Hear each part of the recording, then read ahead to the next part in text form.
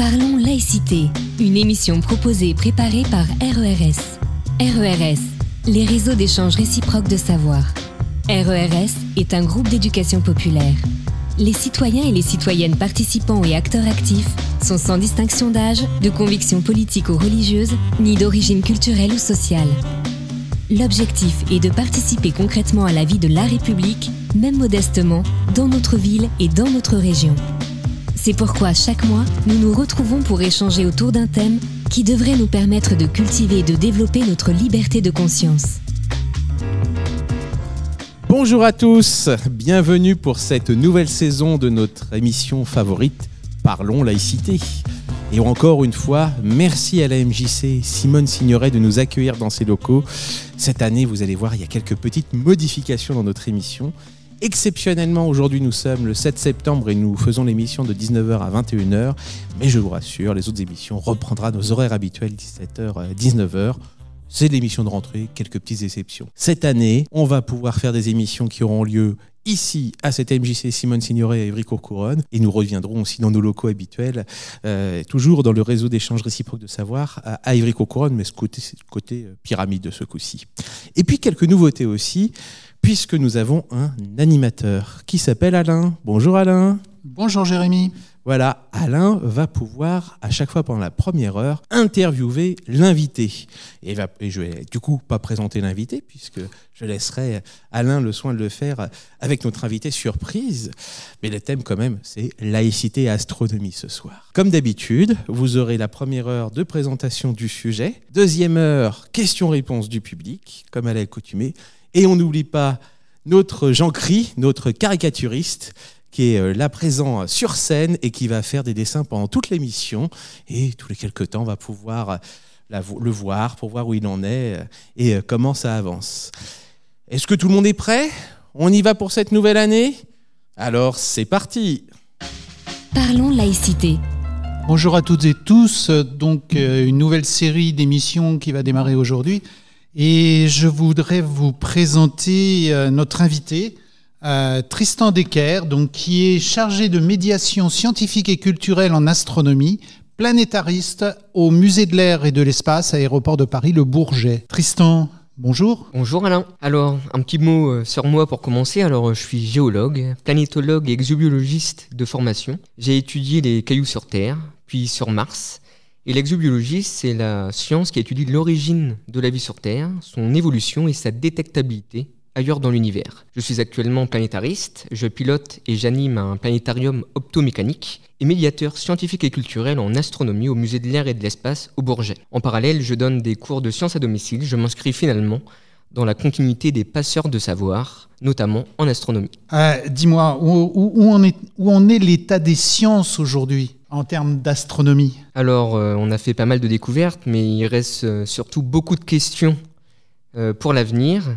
Comme par exemple, d'où vient-on ? Que sommes-nous ? Existe-t-il une autre forme de vie dans l'univers ? De quoi est composé notre univers ? Alors voilà quelques interrogations auxquelles les astronomes modernes essayent de répondre. Ce sont d'ailleurs des questions qui ont intéressé les astronomes de tout temps. Vous êtes peut-être aussi posé ce genre de questions, c'est de l'ordre de la métaphysique. On va essayer de voir ensemble comment ces questions ont été traitées au cours de l'histoire. De l'histoire, donc on va remonter le temps. On va essayer de poser quelques mots et notamment la définition de l'astronomie. Alors, si on regarde le Larousse, on peut lire la définition suivante. Nom féminin, science qui étudie les positions relatives, les mouvements, la structure et l'évolution des astres.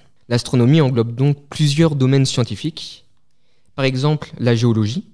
La Terre est un astre, donc quand on fait de la géologie, dans une certaine mesure, on fait de l'astronomie. Mais vous avez peut-être entendu le terme astrophysique.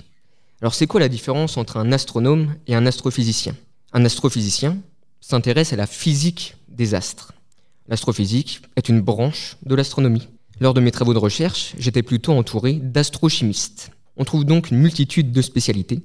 La cosmologie, la planétologie, l'exobiologie, ce n'est pas une liste exhaustive. L'astronomie moderne vise à comprendre, en s'appuyant sur des faits irréfutables, notre environnement, et ce jusqu'à la plus grande échelle, celle de notre univers. C'est d'ailleurs l'objectif de la science moderne, plutôt savoir que croire.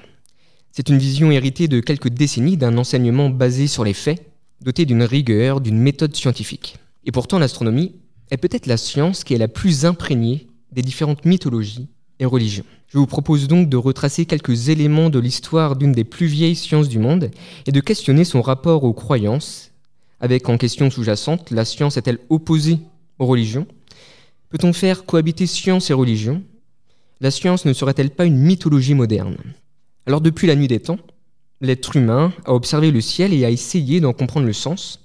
Il a d'ailleurs organisé son mode de vie en fonction de lui, le rythme journalier, l'alternance entre le jour et la nuit, l'orientation, la gestion de ses denrées alimentaires en fonction des variations saisonnières et l'établissement de calendriers, qu'ils soient solaires ou lunaires. Petite parenthèse, l'être humain n'est pas la seule espèce à vivre en fonction des paramètres astronomiques. Toute la biosphère est soumise à son influence. On peut d'ailleurs citer le bousier, qui, comme les humains, les oiseaux et les phoques, s'oriente à l'aide du Soleil, de la Lune, et même pour certaines espèces, par la lumière de notre galaxie, la Voie lactée. Il serait bien évidemment trop long de raconter des millénaires d'évolution de cette science consacrée aux astres. Je vous propose donc de présenter quelques événements par période. Alors il est très difficile d'évaluer les connaissances en astronomie des hommes préhistoriques, car il n'y a pas de traces écrites. Néanmoins, certains sites mégalithiques semblent présenter des orientations préférentielles concordant avec le lever et le coucher du soleil, ou coïncidant avec le lever de certaines étoiles. Certaines peintures rupestres semblent aussi représenter des astres, comme l'amas des Pléiades, sur un motif pariétal de la grotte de Lascaux. Alors on peut essayer de lier les cartes du ciel aux croyances des anciens. On peut par exemple prendre l'exemple de l'astronomie égyptienne. Alors des travaux récents ont été menés par Amandine Gipoulot. Elle est archéoastronome au service de l'égyptologie et s'est intéressée à l'orientation de différents temples de Thèbes ouest pour voir s'il y avait des corrélations entre les azimuts des différents édifices religieux et des phénomènes astronomiques. Alors bien sûr, il faudra approfondir ces recherches, mais on peut déjà noter des alignements, notamment avec le lever héliaque de Sirius, l'étoile la plus brillante du ciel. Alors un lever héliaque signifie un lever au moment du lever du soleil, donc à l'aube. On pourrait aussi noter, mais ça reste à confirmer, une orientation préférentielle vers la constellation d'Orion, représentant Osiris ou même Ça pour les anciens. Et ce lien entre les divinités et les astres n'est pas une particularité de l'Égypte ancienne, on peut le retrouver ailleurs.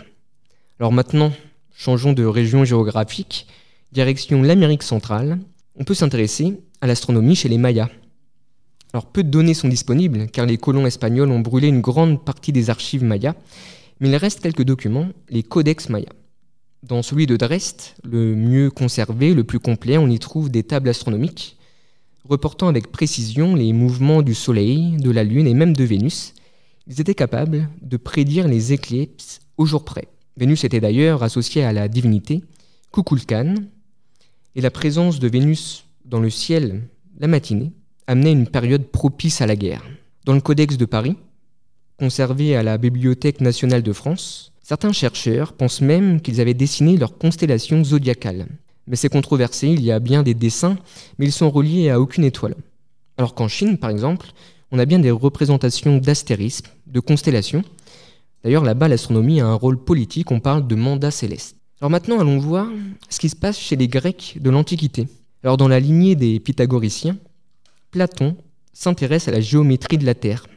Alors petite pensée pour les platistes, dans le Timée, paru en 360 avant Jésus-Christ, Platon explicite déjà la forme sphérique de la Terre.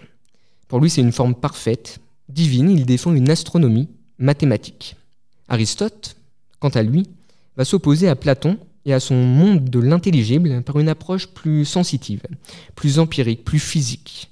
Il propose un modèle géocentrique comprenant le monde supralunaire, parfait, immuable, composé d'éther, et celui sublunaire, avec les 4 éléments, un monde changeant. Il défend une connaissance empirique des phénomènes. On retrouve les deux philosophies, imagées dans la peinture de Raphaël, l'école d'Athènes, avec les deux protagonistes au centre du tableau, Platon le doigt pointé vers le ciel, plus conceptuel, théorique, le monde des idées, et Aristote la main tendue vers l'avant, plus terre à terre, à l'épreuve de l'expérience. Alors on peut aussi parler d'Ératosthène. Alors outre son calcul quasi exact de la circonférence de la Terre, il a écrit les Catastérismes au IIe siècle avant Jésus-Christ, où il décrit précisément l'arrangement des astérismes, ces lignes qu'on trace en reliant les étoiles très brillantes et les constellations auxquelles elles appartiennent. Et il entremêle les caractéristiques physiques des étoiles et les histoires mythologiques des constellations. On peut par exemple raconter l'histoire de la constellation de Céphée. Alors Céphée, c'était un grand roi d'Éthiopie, et il avait pour épouse, juste à côté, Cassiopée. Et Cassiopée, elle était célèbre pour sa vanité. Elle racontait à tout le monde que sa fille Andromède était la plus jolie, et ça énerva beaucoup les dieux, notamment un, Poséidon. Poséidon ne pouvait pas concevoir qu'une simple mortelle soit plus jolie que ses propres filles, les Néréides, qui étaient des déesses. Alors pour exprimer sa colère, il envoya un monstre marin, Cétus, ravager les côtes d'Éthiopie. Alors pour apaiser la fureur de la bête, un oracle conseilla au roi Céphée de sacrifier sa propre fille. C'est ce qu'il fit, et Andromède fut enchaînée à un rocher. Mais ça, c'était sans compter sur Persée, ce grand héros de la mythologie qui est revenu de son combat contre Méduse, la tête de Méduse entre les mains, pétrifia avec le regard de Méduse le monstre marin, délivra la jeune princesse et l'épousa. Alors ça, c'est une des histoires qu'on peut raconter à l'aide des constellations. Bien sûr, il y en a des milliers. Si on retrouve la constellation la plus connue de notre ciel boréal, la Grande Ourse, et bien la Grande Ourse, ça représente Callisto. Et Callisto, c'était une maîtresse de Zeus. Et sa femme, Héra, étant très jalouse, transforma Callisto en ours. Malheureusement, elle avait déjà mis au monde un enfant, Arcas.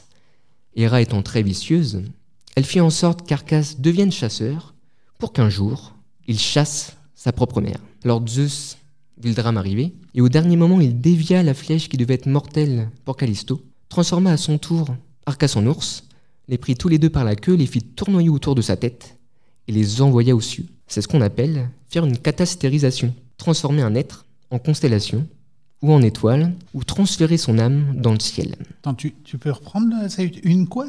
Une catastérisation, ouais, c'est assez compliqué à prononcer, et c'est vraiment le fait d'amener aux cieux un être. Alors le ciel est finalement un écran où on projette ses croyances et son héritage culturel. Alors j'ai pris l'exemple gréco-romain que l'on connaît bien en Occident. C'est d'ailleurs devenu une dénomination universelle pour le nom des constellations. Cependant, il faut bien garder à l'esprit que chaque peuple a raconté son histoire à l'aide du ciel.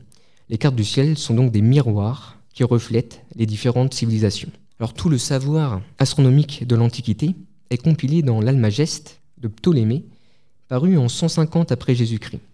Alors quand je dis compilé, c'est que c'est un ouvrage constitué de 13 volumes. Donc c'est quand même quelque chose de conséquent. Et ça va rester la référence pendant plus d'un millénaire. Alors ce serait mentir de dire que rien de plus n'a été apporté pendant les siècles suivants, mais pas de révolution majeure.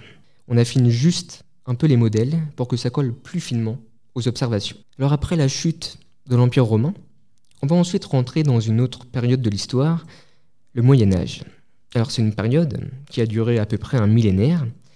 Je vous propose de compresser le tout en 5 minutes et de s'arrêter sur le personnage de saint Thomas d'Aquin. Alors je ne vais pas m'attarder sur toute la vie de saint Thomas d'Aquin, mais je vous propose de vous parler du tableau médiéval du peintre italien de la Renaissance, Benozzo Gozzoli, exposé au Louvre et qui s'intitule « Le triomphe de saint Thomas d'Aquin ». Alors c'est un tableau divisé en 3 parties. En haut, une représentation du Christ, de Moïse, saint Paul et des 4 évangélistes, Matthieu, Marc, Luc et Jean. Au centre, on retrouve saint Thomas d'Aquin, avec à ses côtés les philosophes païens, Platon et Aristote, et à ses pieds, le philosophe arabe Averroès. Et en bas du tableau, le pape, des évêques, des cardinaux et prêtres de l'Église. Au centre de la composition, on voit donc saint Thomas d'Aquin qui tient un livre qui rayonne, comprenant un extrait de la Bible et un extrait d'un de ses traités théologiques, la Somme contre les gentils, qui a pour but de justifier la foi catholique contre les infidèles. Alors en bas, le pape guide la discussion avec un livre posé sur ses genoux. La particularité d'ailleurs de ce tableau, c'est que tous les personnages tiennent dans leurs mains des livres. Dans la première partie du tableau, en haut, on voit Jésus dire « Thomas a bien écrit sur moi ». C'est d'ailleurs pour cela que saint Thomas d'Aquin est représenté piétinant Averroès, qui a été considéré par l'Église comme dangereux. Il serait coupable de vouloir montrer que la vérité de la raison, de la philosophie et de la science serait contraire à la doctrine de la foi. À l'opposé, saint Thomas d'Aquin a lui su réconcilier les enseignements du Christ avec ceux des philosophes païens pour les transmettre à l'Église. Foi et raison ne sont donc pas incompatibles. En 1879, Léon XIII fait de la philosophie de saint Thomas d'Aquin celle officielle de l'Église. Alors là, si on fait une petite pause avec saint Thomas d'Aquin, on s'est arrêté à la moitié du XIIIe siècle. Je vous propose maintenant de faire un bond de 300 ans. Alors on arrive à la Renaissance, à l'aube d'une révolution astronomique. On va parler de la querelle de l'héliocentrisme. L'héliocentrisme, c'est quoi? Alors c'est par contradiction un petit peu au géocentrisme, ce modèle établi et compilé surtout depuis Ptolémée. Alors l'héliocentrisme, c'est tout simplement de placer le Soleil au centre du monde. Donc finalement, Nicolas Copernic, un chanoine, une sorte de prêtre, a écarté la Terre du centre du monde pour y placer le Soleil. Et ça a eu quand même pas mal de conséquences. Et cette idée a mis du temps à s'imposer, environ un siècle, et il a fallu différents protagonistes pour la mettre en œuvre. Notamment Nicolas Copernic, bien sûr, qui a écrit Des révolutions des sphères célestes en 1543, mais surtout grâce à son disciple, Rhéticus, qui a synthétisé un petit peu la pensée de Nicolas Copernic pour qu'elle soit plus facilement divulguée, mais ça a pris pas mal de temps, voilà, environ un siècle. Alors, il y a eu plusieurs coperniciens, des adeptes de l'héliocentrisme. On peut par exemple parler de Tycho Brahe. Alors Tycho Brahe était un copernicien modéré. Il aimait bien prendre quelques idées, mais il était assez traditionnel, il restait quand même dans un certain classicisme. Ensuite, on va avoir Kepler qui lui va vraiment pousser et optimiser la pensée de Copernic en proposant même que les planètes ne tournent plus circulairement autour du Soleil, mais avec des ellipses. Et alors ça, il y a eu quand même des détracteurs, notamment Galilée. Galilée, copernicien lui aussi, était très attaché à la forme circulaire des orbites. Donc finalement, on a eu plein de coperniciens, mais ils avaient tous des petites différences. On peut parler aussi de Giordano Bruno, qui a encore eu un sort pire que celui de Galilée, parce que Galilée a été obligé d'abjurer et de dire que tout ce qu'il avait raconté dans ses ouvrages était une erreur, et qu'il se rédomptait dans un certain sens, et qu'il allait arrêter de mentir sur l'héliocentrisme, et qu'il allait finalement adopter le géocentrisme. Alors, bien sûr, Giordano Bruno, ça a été encore plus loin. Lui, il imaginait un héliocentrisme sur un monde infini.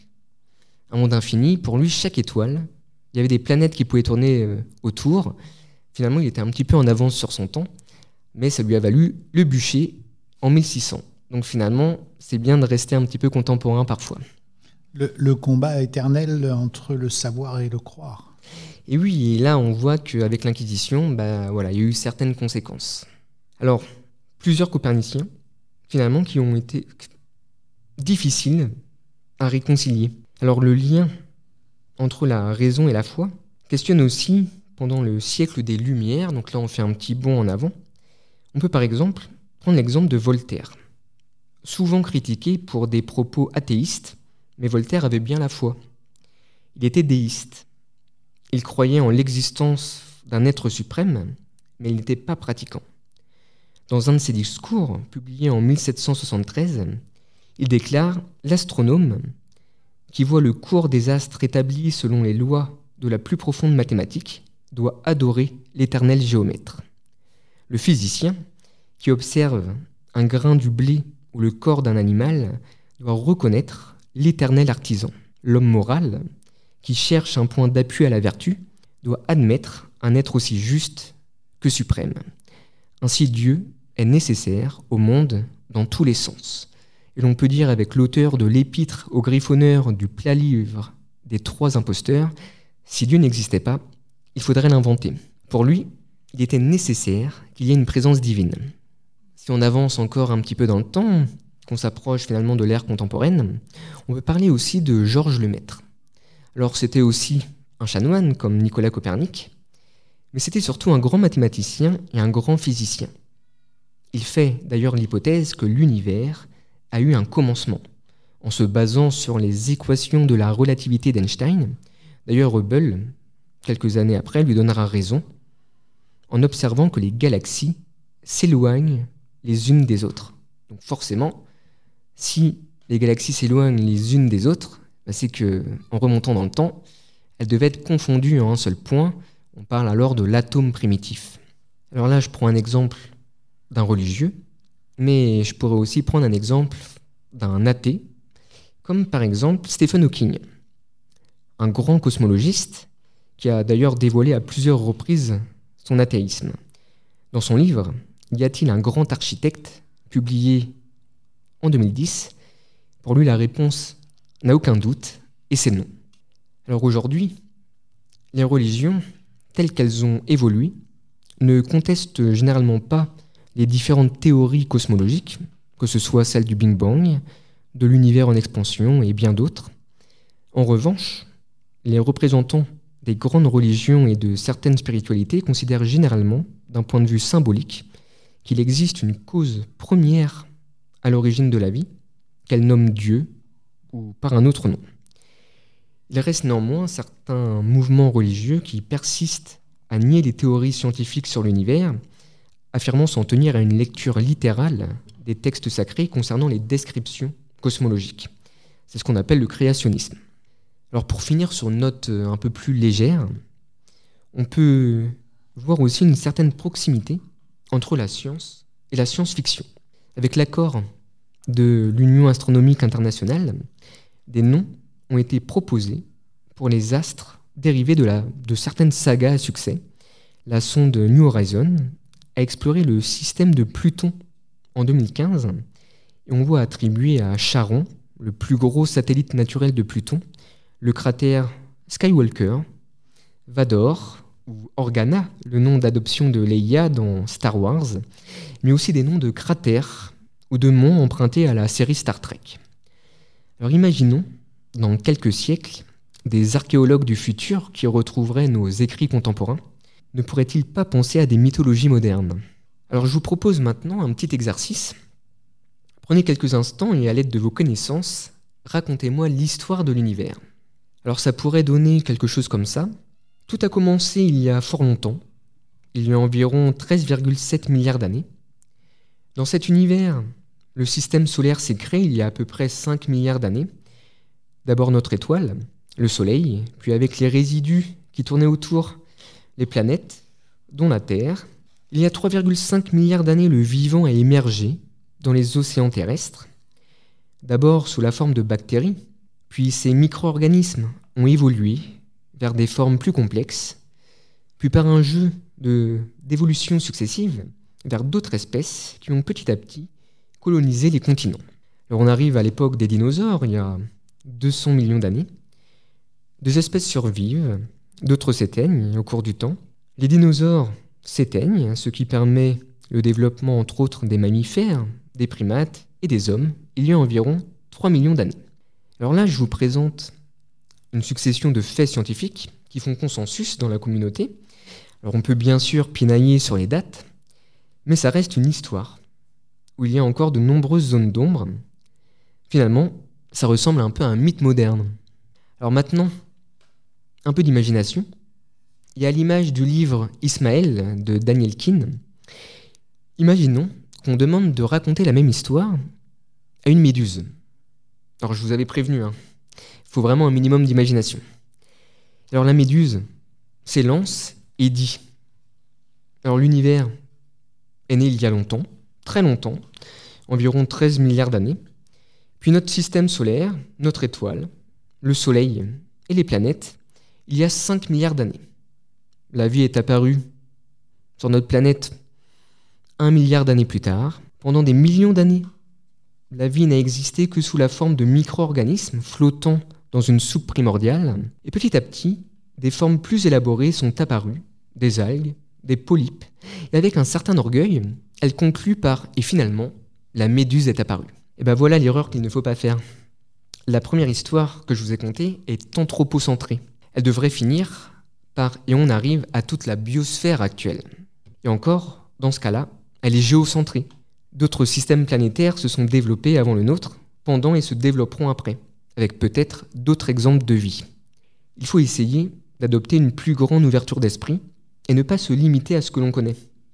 C'est un peu comme quand on apprend l'histoire à l'école. Si on se focalise seulement sur l'histoire de notre propre pays, on ne peut pas comprendre le monde dans lequel nous vivons. C'est pareil. Si on s'intéresse seulement à notre propre espèce et à notre seule planète, c'est compliqué aussi. Quel voyage! Quel voyage!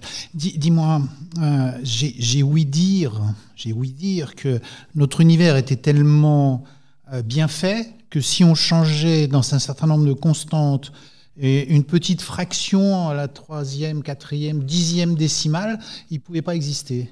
Finalement, quand on parle de l'univers, on parle beaucoup de la matière. Et finalement, la matière, c'est un petit peu un déséquilibre. Parce que vous avez certainement entendu aussi parler de l'antimatière. Et normalement, la matière et l'antimatière, ça s'annule. Et finalement, c'est un petit déséquilibre pour la matière qui a donné finalement toute la matière qu'on connaît, les atomes, les étoiles, les galaxies. Et il y en a des milliards de milliards. Est-ce qu'on a une petite idée de la taille de notre univers ? Alors ça c'est compliqué parce que finalement l'univers est en expansion, donc on peut donner la taille qu'à un instant T. C'est pour ça que souvent on parle que l'univers est fini, mais qu'il n'a pas de limite. On peut imaginer un petit peu cette métaphore avec un ballon de baudruche. Si on gonfle le ballon, il est bien fini, il a une certaine taille.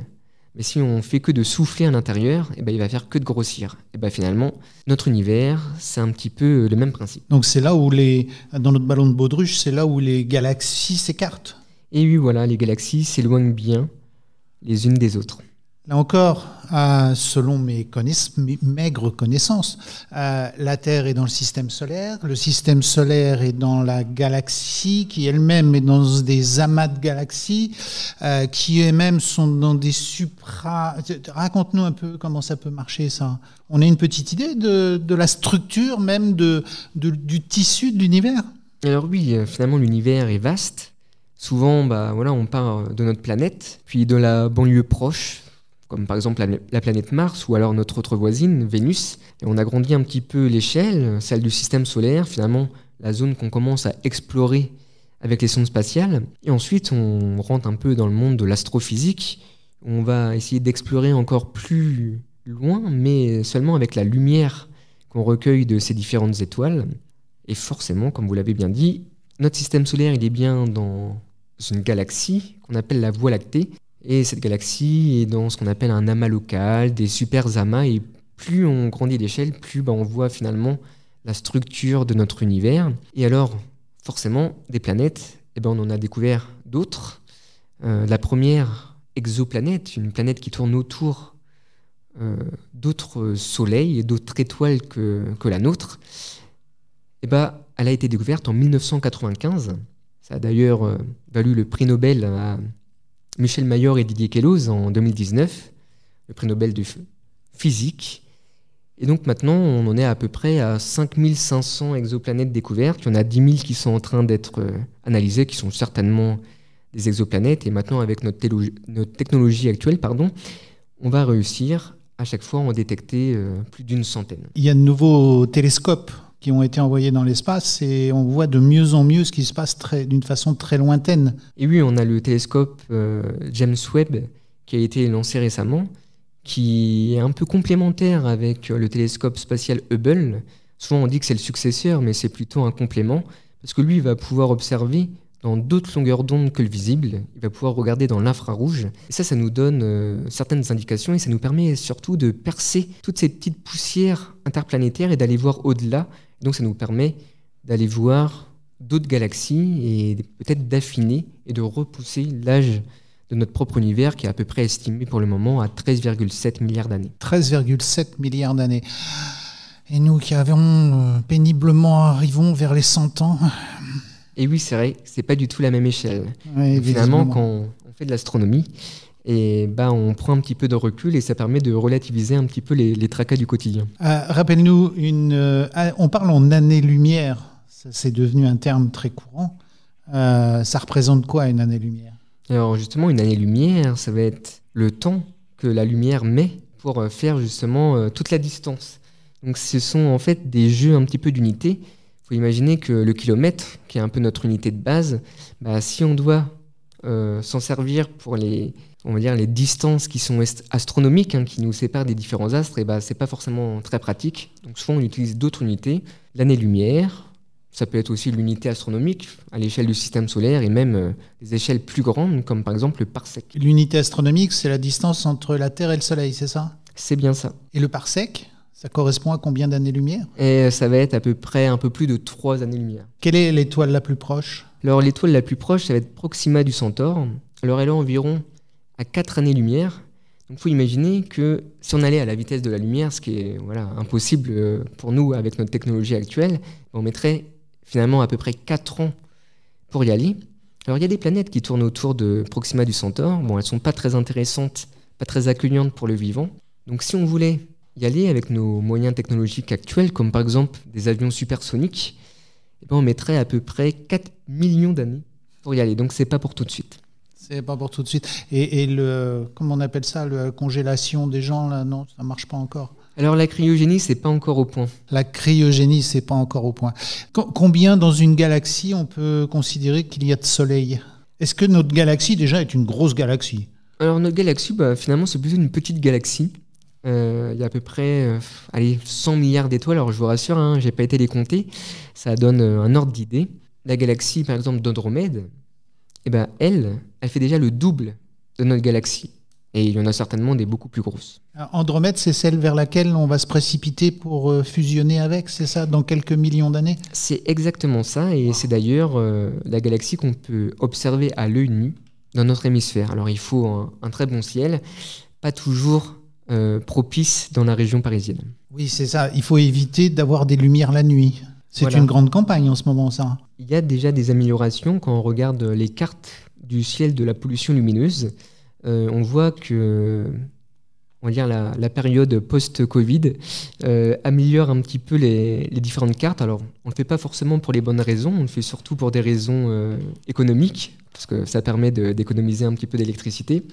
Mais ça a quand même du sens de faire ça et des bonnes conséquences. Alors, ça ravit les astronomes amateurs qui vont pouvoir un peu mieux observer le ciel, mais c'est aussi très bon pour la biosphère, notamment pour les animaux nocturnes, comme par exemple les chauves-souris. Je reviens sur les galaxies. Donc 100 milliards d'étoiles chez la nôtre. Combien de galaxies on a identifié jusqu'à présent ?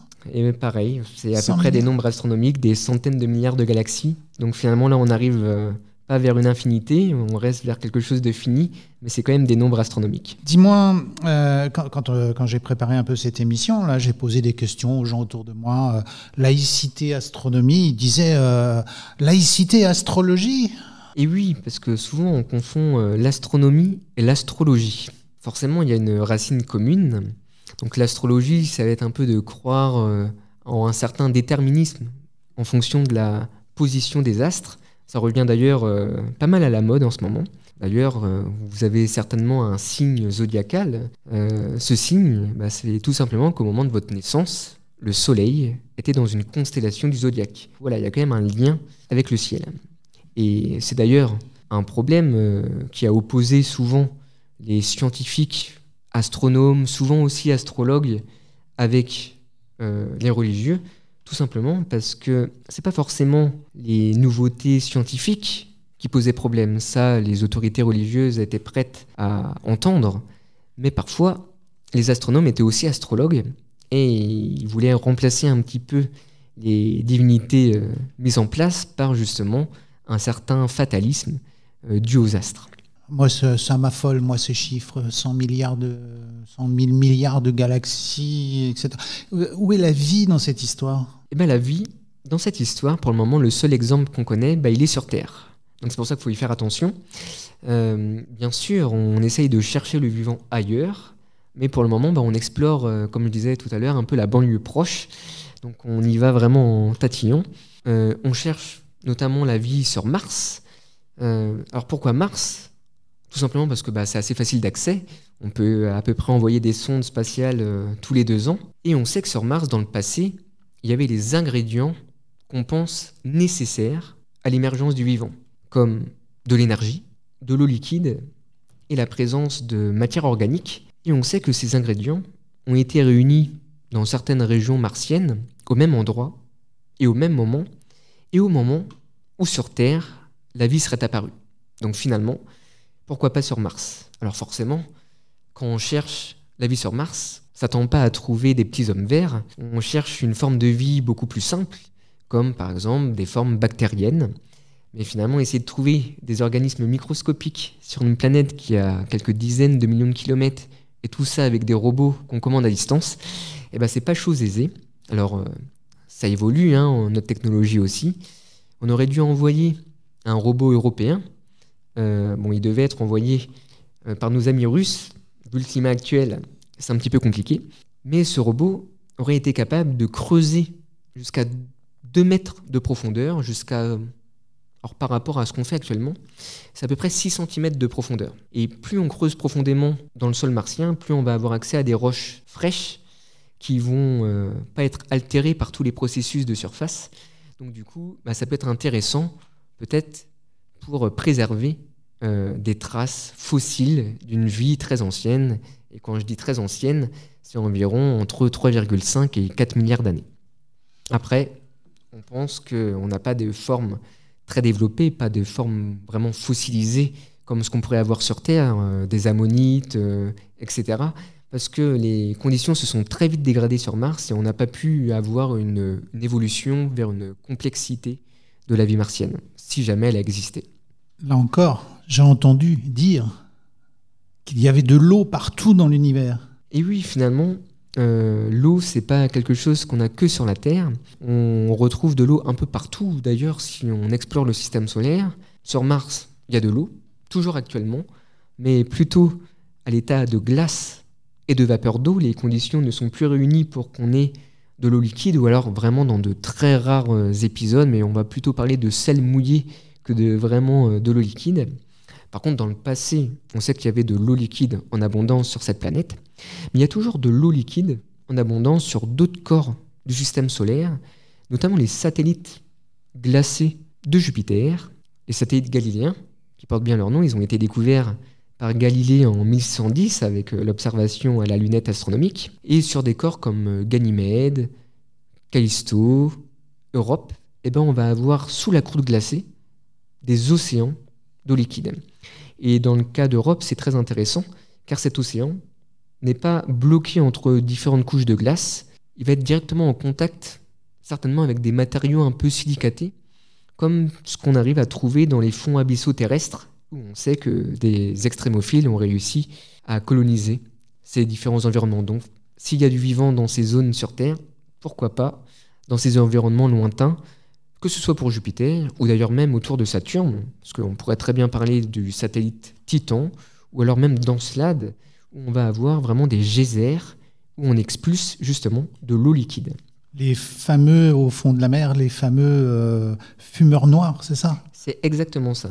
Et l'avantage, c'est que ces fumeurs noirs dégagent quand même une certaine énergie, donc on va pouvoir avoir des échanges, s'il y a du vivant, pour avoir peut-être des nutriments et réussir à apporter de l'énergie à ces potentiels organismes. Je vois des têtes sceptiques dans l'assistance, mais les fumeurs noirs, donc ça se situe à hauteur des volcans sous-marins. C'est très chaud, de l'eau très chaude qui sort avec des acides. Et donc, il y a une vie extraordinaire qui se développe autour. On sait ça depuis 10-20 ans. Oui. Et cette vie extraordinaire se développe sans oxygène, puisqu'il baigne dans l'acide qui sort du volcan. Et donc voilà, on voit que... Non, c'est exactement ça. On voit justement que le vivant arrive à s'adapter à différentes conditions. Et sur Terre, c'est vrai que le vivant a colonisé un petit peu toutes les niches écologiques. Alors, tout à l'heure, je vous dis, oui, si on a ces conditions sur Terre et qu'on les retrouve ailleurs dans le système solaire, peut-être qu'on peut trouver aussi du vivant. Alors là, après, il faut se poser la question, est-ce que les extrémophiles qu'on a sur Terre, c'est vraiment des produits d'une évolution qui a été très lente et donc, est-ce qu'on peut vraiment trouver ces organismes ailleurs? Peut-être qu'il faut quand même des conditions peut-être un peu plus clémentes pour que le vivant émerge. Et après, le vivant arrive toujours peut-être à trouver un chemin dans des conditions qui sont un peu plus difficiles. Donc voilà, c'est des questions qu'il va falloir essayer de répondre dans les prochaines années. Et d'ailleurs, on va explorer ces satellites glacés de Jupiter et de Saturne. Alors d'abord avec des sondes qu'on va envoyer en orbite autour de ces satellites pour faire vraiment une cartographie bien précise, pour ensuite envoyer des sondes spatiales à la surface de ces satellites. Et il y a une mission américaine où l'idée c'est d'aller par exemple sur Europe, le satellite de Jupiter, et une fois qu'on se pose à la surface, essayer d'aller creuser la croûte de glace, libérer un petit sous-marin, explorer cet océan lointain. D'ailleurs, le sous-marin est déjà en construction. Et pourquoi pas trouver des formes de vie. Et dans le grand cosmos, on va dire, de l'eau, on en trouve ? Alors oui, pareil, de l'eau, on en trouve un petit peu partout. Il faut imaginer que l'eau, c'est une molécule, c'est une association entre de l'hydrogène et de l'oxygène, et ça, ce sont des atomes qu'on retrouve un peu partout dans l'univers. Finalement, tous les atomes, tous les éléments même de la classification périodique des éléments de Mendeleïev, tous ces éléments sont universels, donc on les retrouve partout dans l'univers. Et on les décode avec les satellites qui sont en orbite autour de la Terre. Alors oui, forcément, pour le moment, on n'observe pas non plus tout l'univers. On n'a pas une connaissance très précise de la composition de tous les objets qui composent l'univers. Quand je vous parlais par exemple tout à l'heure des exoplanètes, les 5500 qu'on a découvertes, c'est juste en observant moins d'1% des étoiles de notre propre galaxie. Donc voilà, pour le moment, on commence à explorer notre galaxie et notre univers. Les principaux défis de l'astronomie dans la dizaine d'années qui vient, là ? Alors, ça va être de mieux comprendre les cycles stellaires, essayer de mieux comprendre comment évolue l'histoire d'une étoile, parce que c'est assez complexe. En fonction de la masse des étoiles, on va avoir des destinées un petit peu différentes, soit se transformer en géante rouge, en naine brune, ou alors quand on a des étoiles vraiment supermassives, en supergéantes, ou même en trou noir. Oui, essayer de mieux comprendre. Pardon, notre petite étoile jaune est vraiment très petite. Oui, c'est vrai que le Soleil, c'est plutôt un petit gabarit, une petite étoile. Il lui reste encore du carburant pour environ 5 milliards d'années. Et d'ailleurs, ça va poser un problème aussi pour le vivant. Parce qu'on ne sait pas si le vivant doit être éternel, le vivant terrestre, ou même l'espèce humaine. Donc si l'espèce humaine se veut éternelle, il va falloir qu'elle redevienne nomade. Et qu'elle migre de planète en planète pour survivre. Mais bon, il faut se rassurer, c'est dans très très longtemps. Ça, c'est dans 5 milliards d'années. La panne de carburant du Soleil. Avant, il y aura la panne d'autres carburants, notamment le pétrole. Et si on survit au prochain réchauffement ? Alors oui, ça aussi, c'est un défi majeur. Alors, c'est vrai qu'on parle des 5 milliards d'années qui peut rester de carburant au Soleil, mais on peut aussi parler du fait que la Terre, alors au-delà du réchauffement climatique par les différentes actions, notamment anthropiques, la Terre, globalement, se refroidit. Tout simplement parce qu'au moment de sa collision, elle a engendré beaucoup d'énergie, et cette énergie, elle se dissipe, donc l'intérieur de la Terre se refroidit. Et ça a des conséquences, parce que la Terre, c'est un peu comme un oignon, on va avoir différentes couches, la croûte, le manteau, le noyau, et le noyau est subdivisé en deux parties, un noyau liquide, et au centre, un noyau solide. Et plus la Terre se refroidit, en son centre, plus le noyau solide grignote le noyau liquide. Malheureusement, c'est dans ce noyau liquide qu'on a tous les mouvements de convection, et ces mouvements de convection permettent notamment le champ magnétique, notre super bouclier qui nous protège des rayons cosmiques.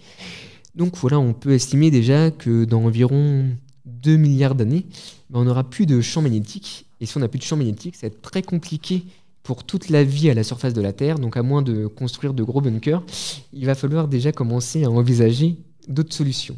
Mais bon, pareil, 2 milliards d'années, c'est dans très très longtemps, donc pour le moment, pensons à bien préserver notre propre planète et à faire des efforts pour que ce soit notre propre survie ou alors la survie de toute la biosphère. Comme Mars n'a plus de champ magnétique ? Oui, c'est vrai que Mars, c'est un peu une planète géologiquement morte. Il faut imaginer que Mars, par rapport à la Terre, c'est à peu près la moitié de la planète, d'un point de vue taille. Donc forcément, elle se refroidit beaucoup plus vite. Et donc, on n'a pas eu tous ces mouvements de convection. En tout cas, on les a plus actuellement. Et ils se sont très, très vite arrêtés. Donc, voilà, c'est pour ça qu'on a à la surface de Mars des conditions qui sont très extrêmes actuellement.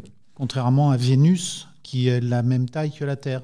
Oui, voilà, Vénus, c'est pour ça qu'on l'appelle souvent la jumelle de la Terre. Alors, Elle est jumelle que parce qu'elle fait à peu près la même taille, hein, parce qu'il faut imaginer que Vénus, un peu plus proche du Soleil, a une pression atmosphérique 93 fois plus puissante que sur Terre, donc on serait vraiment aplati à la surface de Vénus. C'est pour ça qu'à chaque fois qu'on a envoyé des sondes là-bas, notamment les sondes soviétiques, les sondes Venera dans les années 70, elles n'ont pas duré bien longtemps, parce qu'elles ont été un peu écrabouillées à cause de cette pression atmosphérique, et en plus, il fait extrêmement chaud. En moyenne 460 degrés Celsius, parce que cette atmosphère est majoritairement composée, même essentiellement composée, de CO2. Donc on a vraiment un effet de serre immense au niveau de cette planète. Donc étudier Vénus, et notamment son atmosphère, son effet de serre, c'est mieux comprendre aussi l'effet de serre qui se passe sur Terre. Donc c'est pour ça que explorer les planètes du système solaire, ça permet d'avoir des laboratoires naturels qui permettent parfois de mieux comprendre aussi des phénomènes terrestres. Je reviens sur les enjeux de l'astronomie dans les 10 ans à venir. Y en a-t-il d'autres? Alors oui, toutes les questions un peu qu'on a posées au début, notamment trouver le vivant ailleurs. Alors, on ne peut pas vraiment poser cette question comme ça, parce que si on veut trouver le vivant ailleurs, ça veut dire qu'on s'attend déjà à trouver quelque chose. C'est pas comme ça qu'on fonctionne en science. En science, on explique surtout comment et pas pourquoi. Donc, on va essayer de trouver les ingrédients, mais peut-être que le vivant n'a pas existé ailleurs, ou alors on cherche dans une zone un peu trop proche et il faudrait pouvoir explorer des contrées bien plus lointaines. Parlons laïcité, le débat. Eh bien, merci pour cette introduction au propos. Bien sûr, on va passer la parole publique. Je vais juste regarder du côté de notre Jean-Cri pour lui demander, ça avance un petit peu les dessins que tu es en train de nous faire ? Oui, ça avance. C'est inspirant. Alors, en termes de dessin, j'ai pensé, vous en parliez tout à l'heure, donc Galilée. Donc, dans les dessins qu'on va faire circuler, j'ai donc quelqu'un qui arrive, qui a de l'Inquisition, qui arrive avec dans l'esprit justement la Terre au milieu et puis les planètes qui tournent autour. Et ce monsieur dit Galilée, tu te tais ou je te tais? Et il répond, et pourtant elle tourne. Un autre dessin sur y a-t-il d'autres vies dans l'univers? Là, c'est des Martiens qui arrivent en tenant des croix.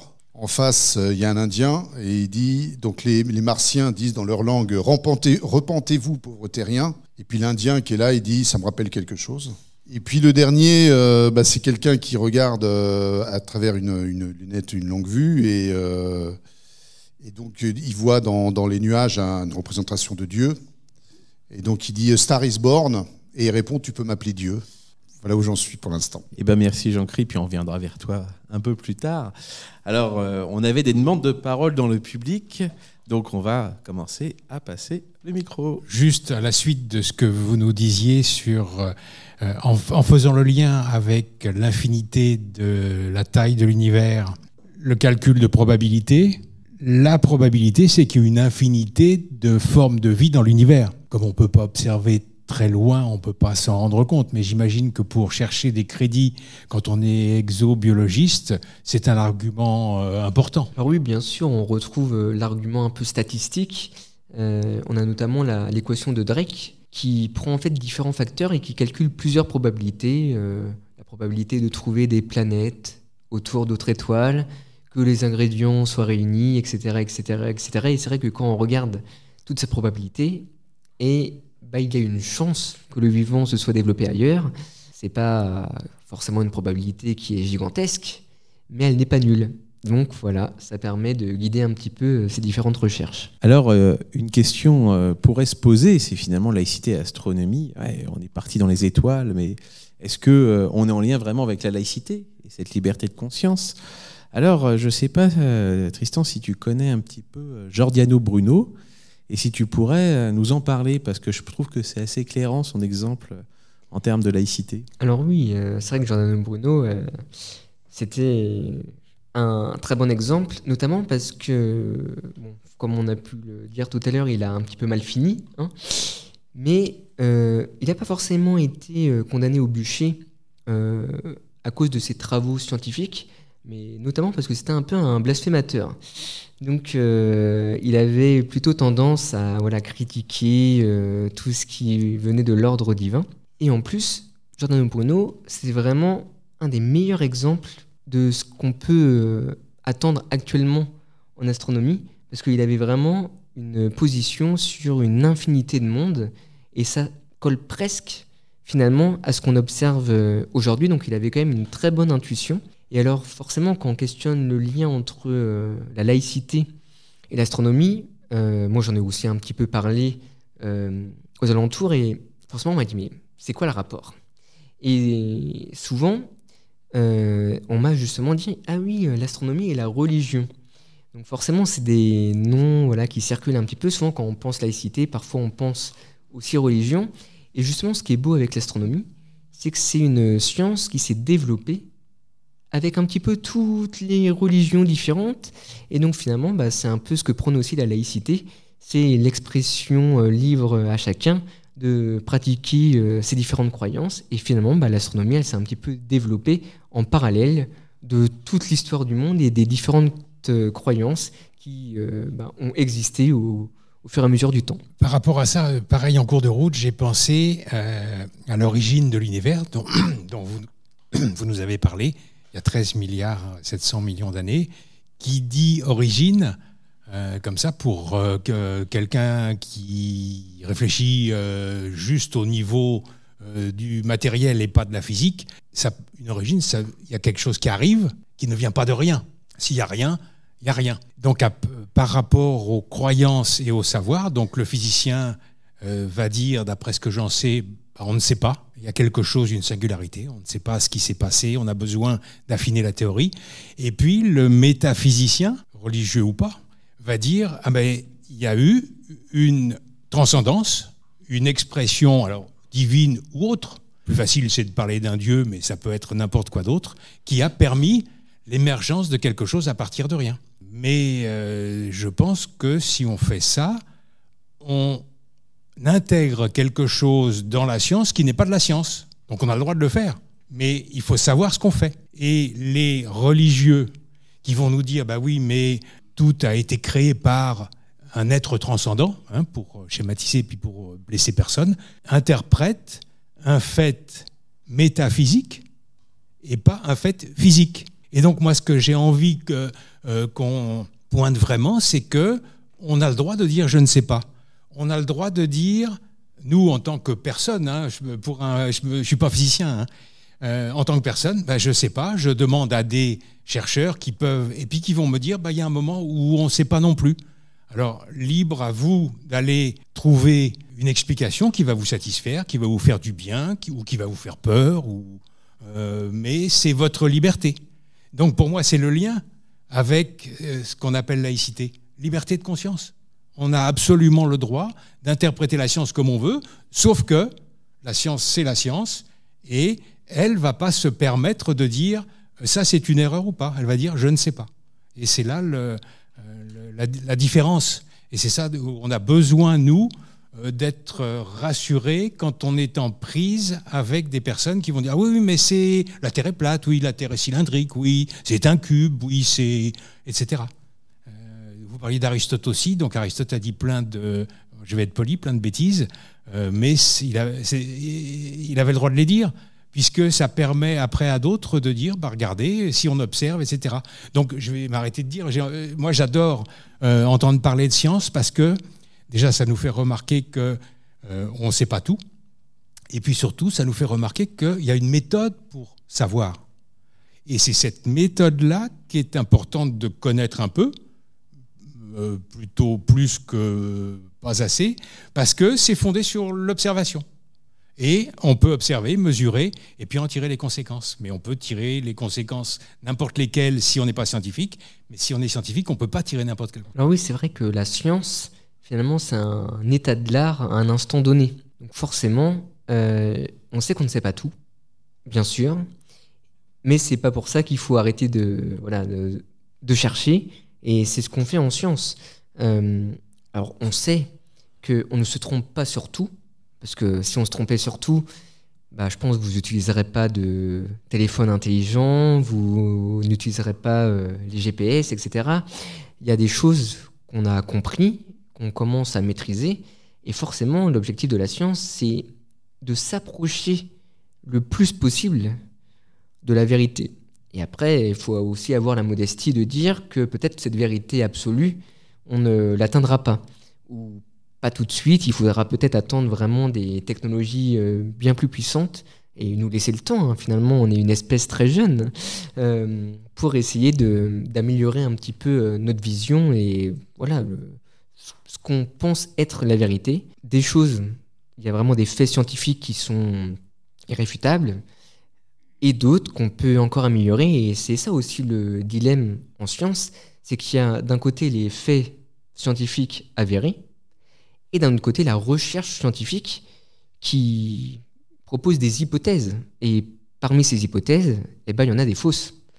Mais voilà, c'est comme ça qu'on avance petit à petit. Et là, on rejoint un petit peu finalement Aristote, une méthode un peu empirique. Et finalement, c'est ça la science, c'est un mélange un peu entre Platon, essayer de conjecturer des théories et essayer par l'observation, l'expérience, la méthode scientifique, etc., de faire en sorte qu'on ait un lien entre les deux et qu'on puisse avancer. Et c'est aussi pour ça qu'on travaille en équipe, parce que chaque chercheur va avoir sa spécialité. Et maintenant, on commence quand même à accumuler beaucoup de connaissances et c'est impossible à détenir pour une seule personne. Donc chacun apporte sa petite brique et c'est pour ça que c'est important d'échanger et d'avoir un peu le vocabulaire des différents professionnels. Et c'est pour ça que l'exobiologie, par exemple, est un domaine intéressant parce que c'est vraiment quelque chose de pluridisciplinaire. Il n'y a pas vraiment d'exobiologistes. Il y a des mathématiciens, des physiciens, des géologues, des chimistes, des physiciens qui vont travailler en équipe pour répondre à des questions d'exobiologie. Et donc c'est pour ça qu'il faut avoir aussi la modestie, rester humble et d'essayer de comprendre le vocabulaire qui est propre à chaque thématique. Et comme ça, on peut se comprendre, c'est quand même plus facile. Et voilà, vraiment apporter notre petite brique. Et forcément, comme on le disait tout à l'heure, là, c'est vraiment le côté scientifique, mais là, on commence à se poser des questions qui sont de l'ordre de la métaphysique. Et forcément, quand on n'a pas de réponse, parfois, ça peut être rassurant d'en apporter une. Et c'est vrai que c'est ce que fait plusieurs courants spirituels, d'apporter en fait une réponse à ces interrogations que finalement tout le monde se pose un petit peu. C'est vraiment de la philosophie et parfois la religion peut apporter une réponse et après libre à chacun de croire si ça peut leur apporter quelque chose. Est-ce que je voulais savoir si c'était de la science-fiction de parler des multivers. En ce moment, on parle beaucoup des multivers. Savoir si ça peut nous traverser. Il y a plein de choses qu'on ne comprend pas à cause de ça, quoi. Et aussi, l'univers, il y a 13 milliards d'années, un peu plus. Hein. Qu'est-ce qu'il y a derrière la question ? Maintenant, on dit que l'univers est fini, mais qu'est-ce qu'il y a derrière ? Est-ce que c'est vraiment fini ? Est-ce que vous dites ça ? Alors là, il y a beaucoup de questions. C'est vraiment sur finalement la nature de notre univers. Alors, si on parle déjà de la nature de l'univers, où on en est un peu actuellement, c'est finalement l'univers, c'est un peu comme une pizza. Pour paraphraser un astrophysicien, M. Hervé Dole, il faut imaginer que la matière, c'est à peu près les olives sur la pizza. Donc c'est une toute petite partie de l'univers. Ensuite, on va avoir la matière noire. Ça va être à peu près la garniture de la pizza. Et ensuite, on va avoir l'énergie sombre, qui est tout le reste de la pizza. Donc finalement, nous, on commence à observer un petit peu la matière, donc vraiment pas grand-chose, finalement.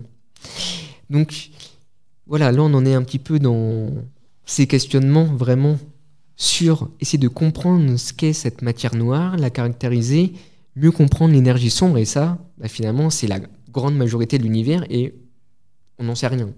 On commence tout juste à appréhender un petit peu ces notions. Et alors, si on va un peu plus loin, on pourrait aussi parler du multivers. Alors, si déjà, on ne comprend rien à un seul univers, alors si en plus, il y en a une multitude, c'est un peu compliqué. Alors, c'est vrai que c'est très à la mode dans la science-fiction. Dans toutes les séries, on commence à parler du multivers, des différents univers, etc. Alors, il y a un fond de vérité. C'est que le Big Bang et notre univers, c'est, on va dire, la solution la plus probable aux équations mathématiques qui régissent un petit peu l'univers. Mais il y aurait probablement quelques solutions qui seraient en faveur d'un multivers. Donc, c'est pas totalement de la spéculation, mais ça reste peu probable. On parle de multivers avec des dimensions multiples, des univers avec 12, 15 dimensions. Alors là, oui, après, c'est vraiment très complexe parce que toutes les lois de la physique répondent en fait aux lois de notre univers. Si on part dans un autre univers, peut-être que toute notre physique est fausse. Et alors là, voilà, je ne vais pas m'avancer parce que ce serait vraiment de la spéculation. Oui, on n'est pas sorti encore. Hein. Ah oui, déjà on commence à explorer et voilà, là c'est vraiment des échelles qui nous dépassent. Oui, j'ai une question. Il semblerait que la NASA et d'autres commencent à parler d'OVNI et que ce soit plus dans la négation la plus totale. Qu'en est-il et est-ce que vous avez des informations là-dessus ? Alors oui, forcément, ce sont des phénomènes qu'on étudie beaucoup, hein, les ovnis. Alors moi, je pense qu'on devrait plutôt parler d'OVPEI, des objets volants pas encore identifiés. On commence à en identifier de plus en plus. Alors il en reste quelques-uns qui semblent un petit peu délicats. Bon, je pense qu'on n'a tout simplement pas encore trouvé la signification. Je suis pas sûr qu'on voit débarquer tout de suite les petits hommes verts. Mais voilà, c'est des interrogations qui se posent et forcément, on surveille le ciel, que ce soit pour tous ces phénomènes lumineux qu'on ne comprend pas toujours, ou même faire de la météo spatiale, surveiller le soleil, les astéroïdes qui pourraient potentiellement tomber sur la Terre. Donc voilà, c'est un petit peu quelque chose du même ordre. Et donc les ovnis, voilà, c'est quelque chose qui intéresse beaucoup les Américains en ce moment. Mais voilà, je ne doute pas qu'on trouvera des explications à ces différents enregistrements, sachant que ce qui reste encore un mystère, c'est très complexe parce qu'on ne sait pas exactement d'où ils proviennent. Et donc si on ne sait pas où a été observé précisément ces phénomènes lumineux, et c'est très difficile de trouver une explication. J'ai encore quelque chose qui me vient à l'esprit. Vous parliez des lois de l'univers et je mets ça en lien avec ce que je disais sur le côté métaphysique. Les lois de l'univers, elles viennent d'où ? Est-ce qu'elles sont arrivées en même temps que l'univers ? Est-ce que c'est l'humain qui les crée ? Apparemment non, puisqu'elles sont là, indépendamment de nous. Comment est-ce qu'on y a accès ? Enfin, en fin de compte, ma question, c'est est-ce que les lois de l'univers font partie de l'univers ? Alors oui, d'une partie, c'est vrai que l'univers se comporte d'une certaine façon. Et justement, le travail d'un physicien, c'est d'essayer de comprendre comment l'univers fonctionne.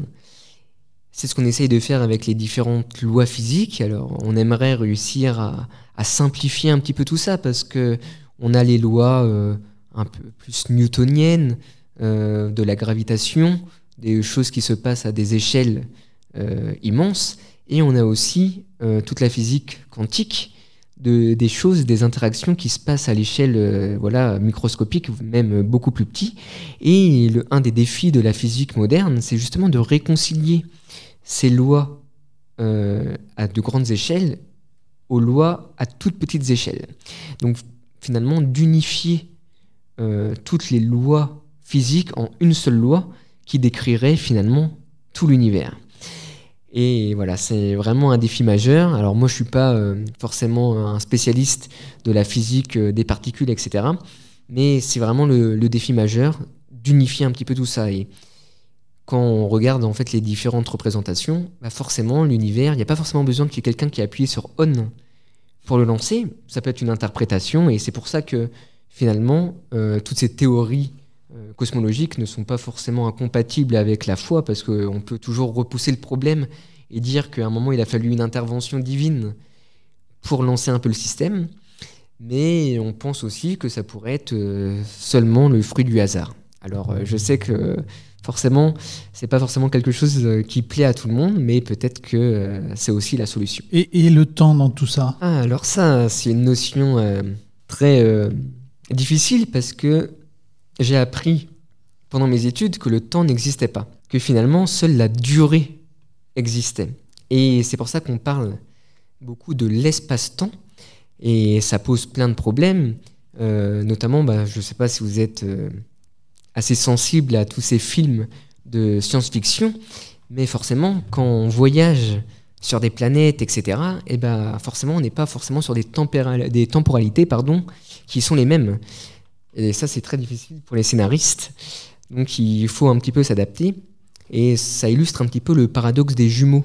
Par exemple, si on prend un humain sur Terre et qu'on prend son jumeau et qu'on l'envoie à une vitesse très très élevée, très proche de la lumière, faire le tour d'objets très massifs, et ben le temps ne va pas se dérouler de la même façon, la durée va être différente, tout simplement parce que plus on s'approche d'un corps massif, plus le temps va un petit peu ralentir. Et donc si on fait cette expérience, alors c'est très conceptuel, on envoie le jumeau très très rapidement, très très loin autour d'un corps massif, on le fait revenir quand même ensuite sur Terre, et ben finalement les deux jumeaux, quand ils reviennent sur Terre, ils n'auront pas le même âge. Alors là, ça paraît vraiment de la spéculation, mais en fait, on a pu expérimenter un petit peu cette théorie, notamment avec des horloges atomiques, une sur le sol, une sur un avion. Donc là, on se rapproche quand même à des vitesses qui sont assez élevées. Alors, on est très très loin de la vitesse de la lumière, mais voilà, on peut quand même réussir à avoir des vitesses assez élevées. Et quand on fait ce genre d'expérience, eh ben, on se rend compte que quand on compare après le temps au niveau des deux horloges atomiques, qui ont été bien calibrées, bien sûr, auparavant, eh ben, on voit qu'il y a un petit décalage temporel entre les deux horloges. Alors bien sûr, ça ne va pas se voir comme nos deux jumeaux qui vont avoir des années de différence, ça va se jouer sur une quantité infime, vraiment beaucoup plus petite que des secondes, mais c'est quantifiable. Alors je reviens sur cette notion finalement, laïcité, je rappelle, dans la première phrase de la loi du 9 décembre 1905 portant séparation des églises et de l'État, la République assure la liberté de conscience. Le reste, c'est le découlement. Donc liberté de conscience, finalement, on va vers l'émancipation. Et finalement, ce travail par rapport à toutes les croyances, religieuses ou pas, il faut pouvoir s'en sortir. Et c'est ça qui est intéressant dans aussi ce que tu disais, c'est que finalement, dans la science, comme l'astronomie, mais aussi beaucoup d'autres sciences, on formule des hypothèses, et après qu'on les a expérimentées, soit elles sont fausses et on s'en débarrasse, soit elles sont vraies, ça devient éventuellement des théories, après tout un processus qu'on appelle le consensus scientifique.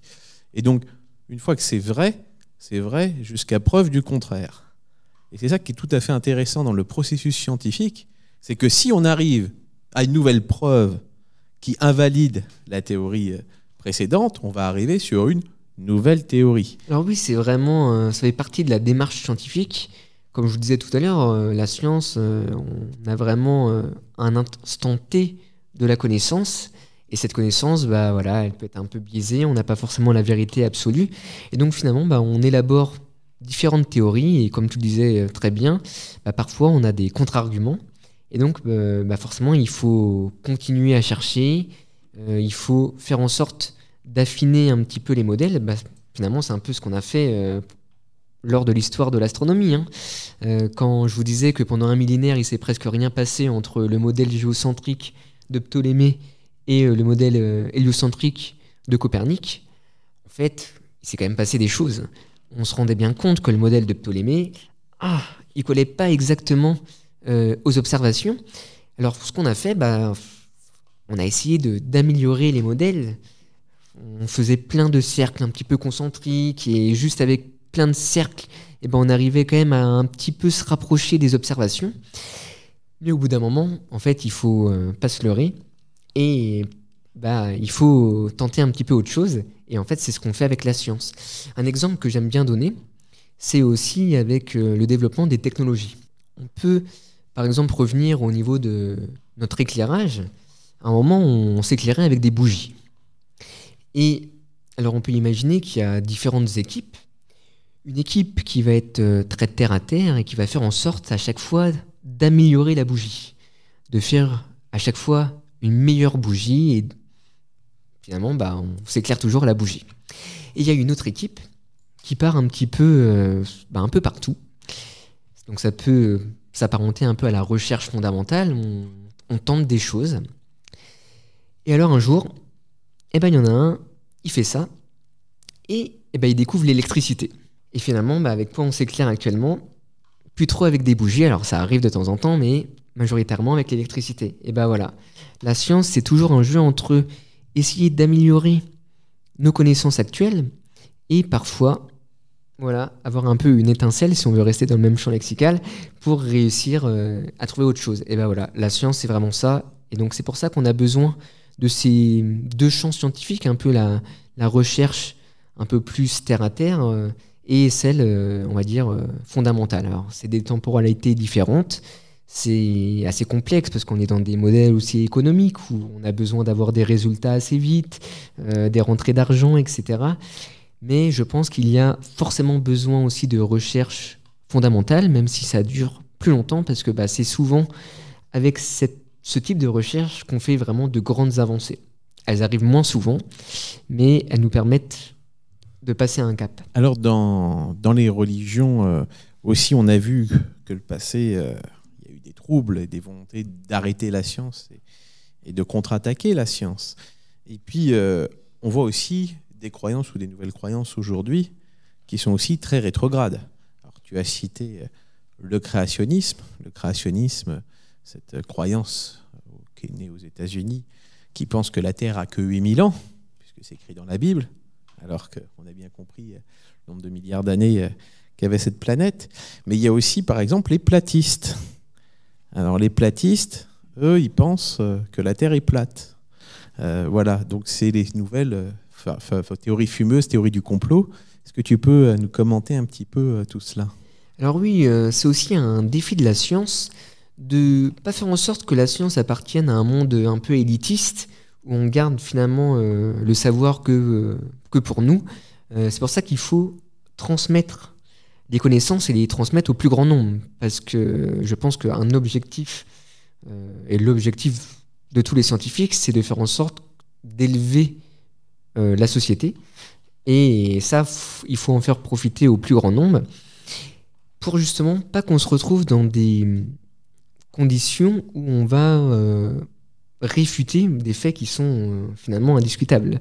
Et c'est vrai que les platistes, ils font beaucoup d'efforts pour essayer de contrer la vision qu'on a de la Terre qui est sphérique. Et voilà, il y a finalement plein d'expériences sensibles au quotidien qui montrent que la Terre est sphérique. On a en plus maintenant des technologies qui nous permettent de prendre en photo notre propre planète.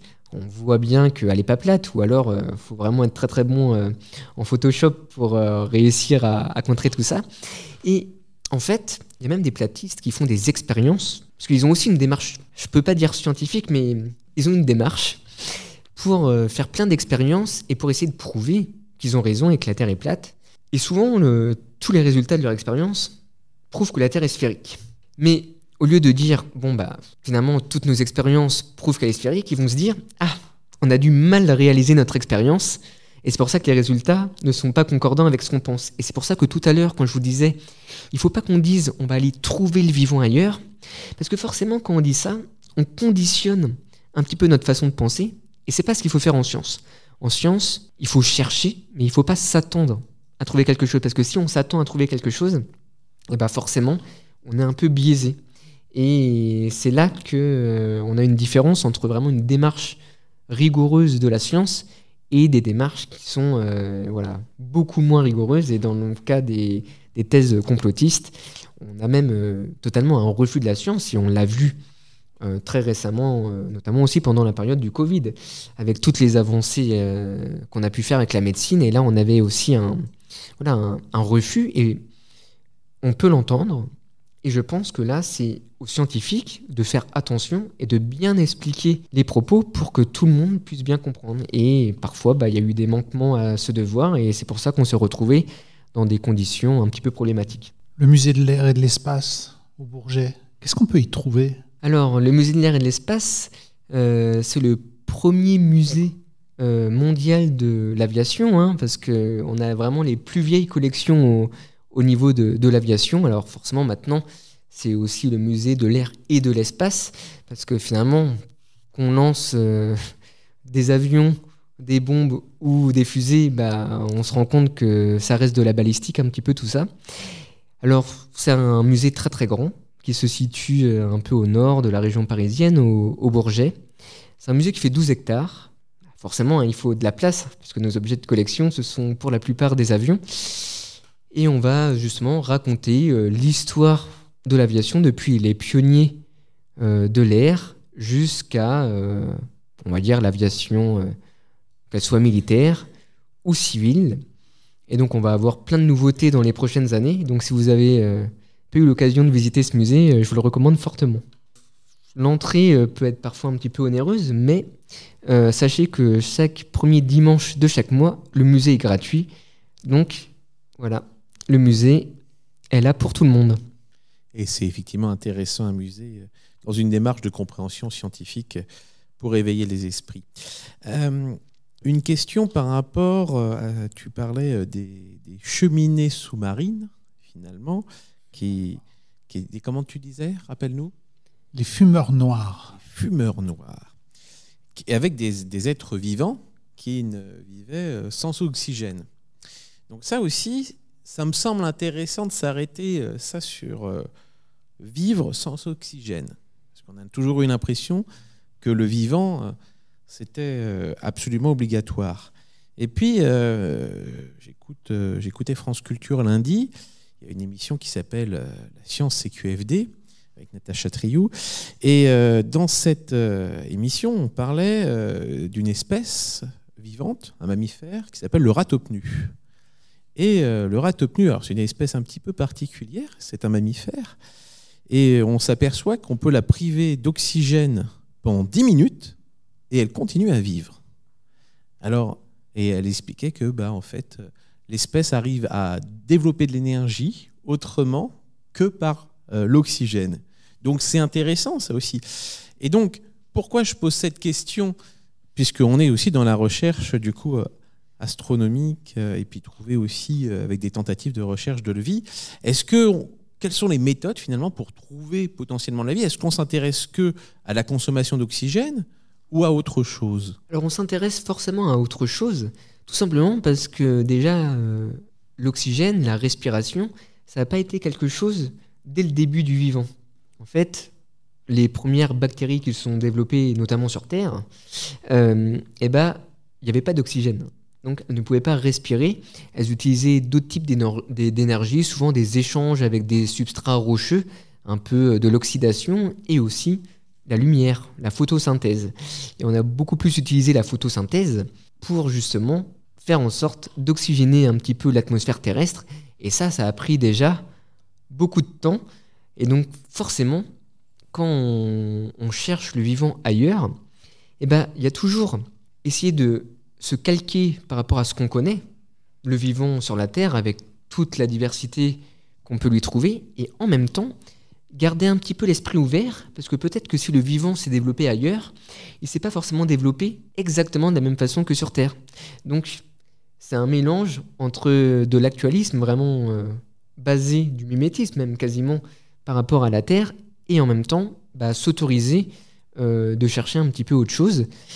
Mais alors, ça veut dire qu'on pourrait aussi partir dans toutes les directions, et c'est pour ça qu'il faut faire aussi attention. On ne peut pas non plus tout s'autoriser, parce que il faut quand même réussir à contraindre et à définir un peu ce qu'est le vivant. Et ça d'ailleurs, c'est une grande question. On parlait tout à l'heure des grandes questions des physiciens, essayer de mieux comprendre la structure de l'univers, etc. Il y a aussi une autre grande question, c'est de savoir qu'est-ce que la vie. Et il y a presque autant de définitions de la vie que de champs scientifiques. Et en même temps, c'est très difficile de définir la vie alors qu'on a un seul exemple. Donc c'est pour ça que ça pourrait être aussi intéressant d'en trouver d'autres, parce que si on en trouve un deuxième, on va pouvoir comparer et donner une définition qui sera forcément un peu plus globale que celle qu'on pourrait donner sur Terre. Voilà, c'est tout simplement ce genre de questions qu'on peut se poser. Là, on est vraiment à la frontière entre le vivant et l'inerte. Il y a des caractéristiques qui se rapprochent du vivant, et il y a des choses qui nous semblent indispensables pour le vivant qu'on ne retrouve pas dans les virus. Donc voilà, le virus, c'est un très bon exemple. Je crois personnellement qu'une fois qu'on a une mort physique, qu'il y a quelque chose qui quitte le corps et qui continue d'une autre manière la vie, si on peut l'appeler la vie. Et oui, la question, est-ce que vous avez quelque chose à dire par rapport à ça? J'ai lu des livres et j'ai fait moi-même une expérience par rapport à ça. Donc, je suis convaincue. Mais la question que je me pose, bien sûr, c'est après, une fois qu'on a quitté le corps, on a une liberté inouïe. Déjà, je pense qu'on retrouve nos ancêtres, mais après, je pense qu'on a des devoirs, qu'on a des choses qui nous est attribué quelque chose à faire. Je pense à l'abbé Pierre qui disait toujours que le jour où il sera mort, ce seront les grandes vacances. Et je pense qu'il s'est cassé le nez parce que pour moi, la vie, elle continue. Je ne sais pas si vous avez quelque chose à dire par rapport à ça. Alors ça, c'est une très bonne question. C'est un peu comme les questions qu'on se posait un petit peu au début. Souvent, c'est vrai que moi, je pose la question des origines, mais on peut aussi très bien parler de qu'est-ce qui va se passer après la mort. Et là, en fait, on revient aussi sur des questions d'ordre métaphysique. Et alors là, clairement, moi, je ne peux pas apporter de réponse. Je n'en sais rien. Mais mon intuition, ou alors mon sentiment personnel, ce serait que, à contrario, pour moi, après la mort, il ne se passe rien. Alors, après, justement, c'est là que c'est intéressant et c'est libre à chacun d'avoir ses propres convictions. Alors, je sais que il y a aussi des témoignages, des expériences de vie un petit peu après la mort, de choses un petit peu paranormales. Et alors, je sais qu'on en explique beaucoup, mais qu'il en reste aussi en suspens. C'est un peu comme la question des ovnis. Donc voilà, il y a encore des champs à explorer. Alors là, ça dépasse vraiment mes compétences. Il y a d'autres spécialistes qui s'intéressent beaucoup plus à ces questions. Et forcément, ça va être une question qu'il va falloir, à un moment, essayer d'apporter peut-être une réponse. Alors je ne sais pas si on la trouvera un jour, mais c'est comme toutes les questions. Un peu d'ordre un petit peu métaphysique, il faut essayer d'apporter petit à petit les différentes briques et essayer d'avoir au moins des éléments de réponse. Mais pour le moment, on en est très très loin. Je voudrais seulement poser la question à monsieur, est-ce que vous croyez à l'incarnation ? Moi, je suis un peu un être, on va dire, vraiment très rationnel et je préfère savoir que croire. Alors, c'est assez facile de le faire en français parce qu'on a quand même vraiment une très forte différence entre les deux définitions, ce qui n'est pas toujours le cas dans toutes les langues latines, où parfois, entre croire et savoir, ça s'entremêle. Mais moi, c'est vrai que c'est ça qui m'anime, c'est plutôt savoir que croire. Et donc, je ne crois pas en la réincarnation, mais je ne crois en rien. Je préfère savoir.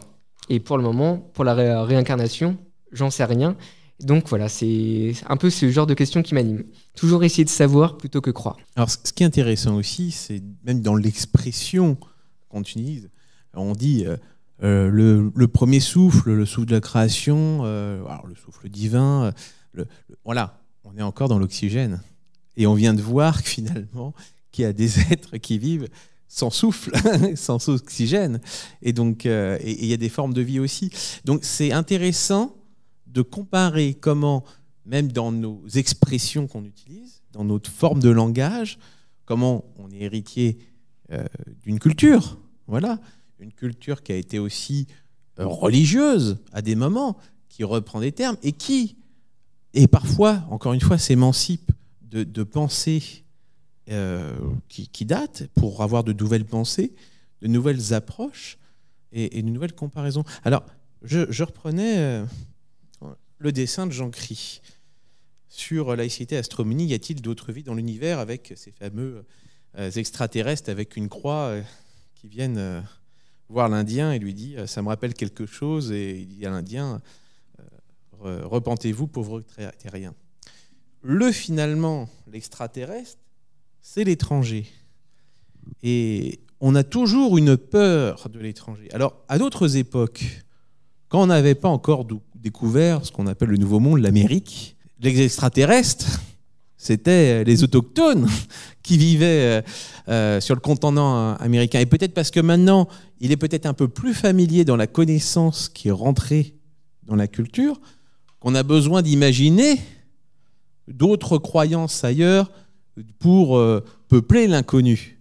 Énormément de créatures fantastiques et merveilleuses ont peuplé la planète dans les imaginaires et dans les croyances et dans les religions, avant que, démystifiant, sécularisant même progressivement la société, on explique les choses rationnellement et on a moins besoin de se référer à la divinité, aux divinités, en fonction des époques, aux croyances. Donc je voudrais un petit commentaire sur ces questions. Alors oui, c'est vrai qu'on a l'impression un peu que l'histoire, c'est un peu comme un cycle et qu'on retrouve un petit peu les mêmes questionnements, mais à différentes échelles.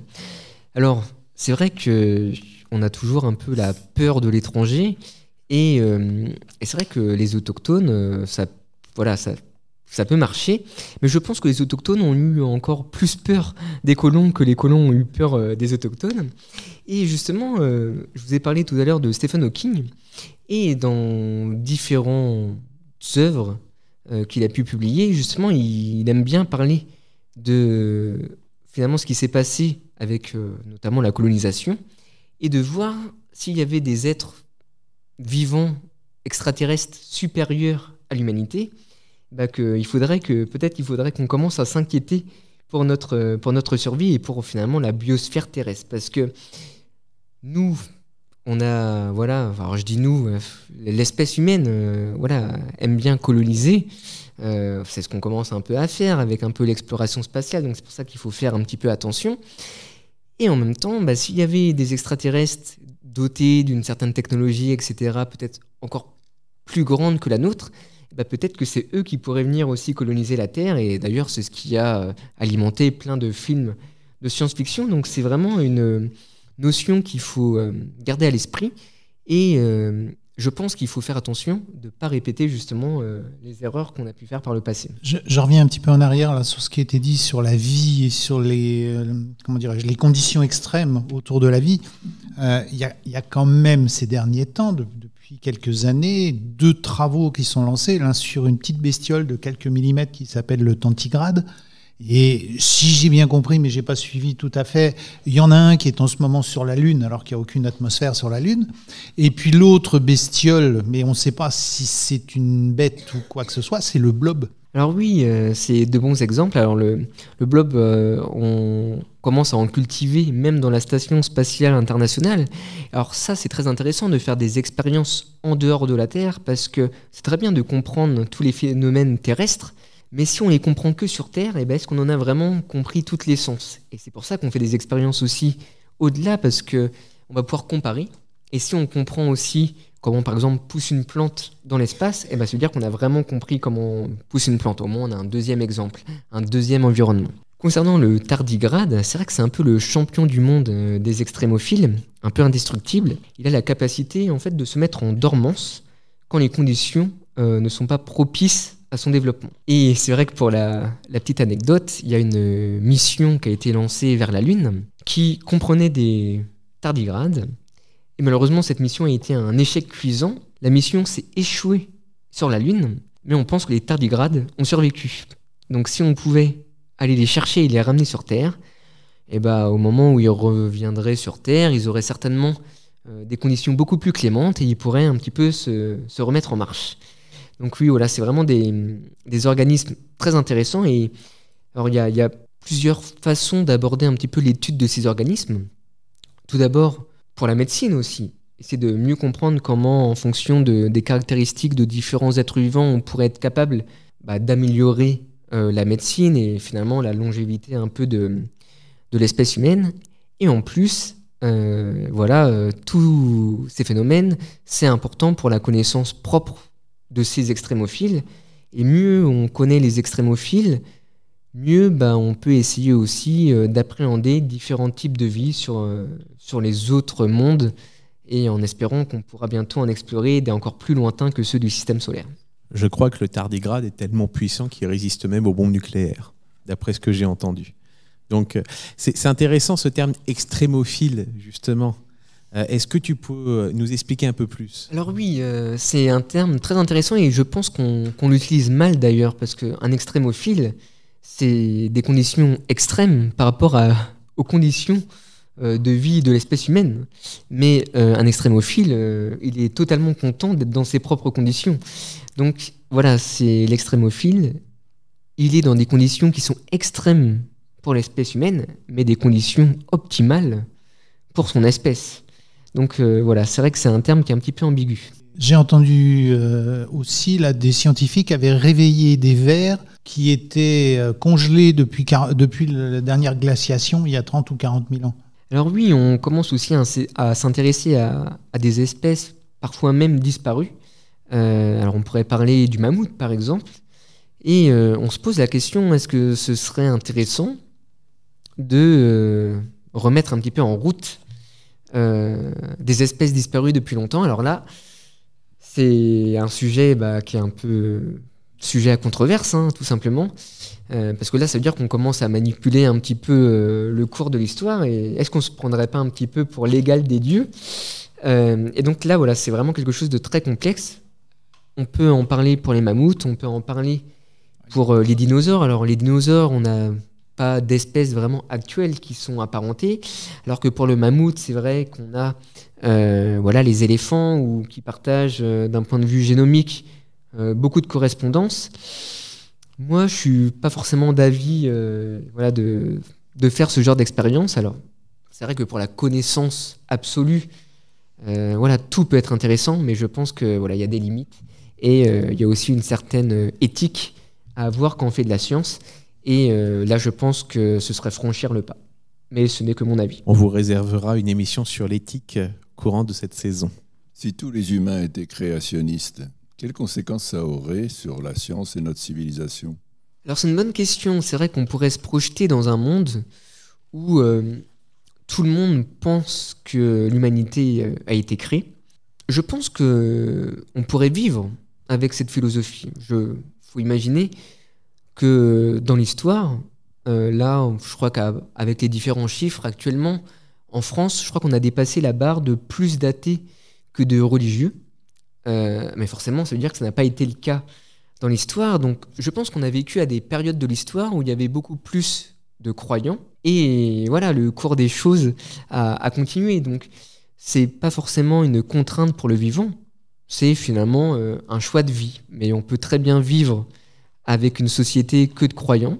Et d'ailleurs, on pourrait aussi très bien vivre avec une société que d'athées. Donc voilà, c'est différentes proportions. Et je pense que ce qui fait aussi la beauté du monde, c'est peut-être l'harmonie et la tolérance avec ces différents profils de personnes et la bonne entente entre tout le monde. Juste une remarque, donc par rapport au croire et savoir et par rapport à ce que l'on croit, c'est la liberté absolue de conscience.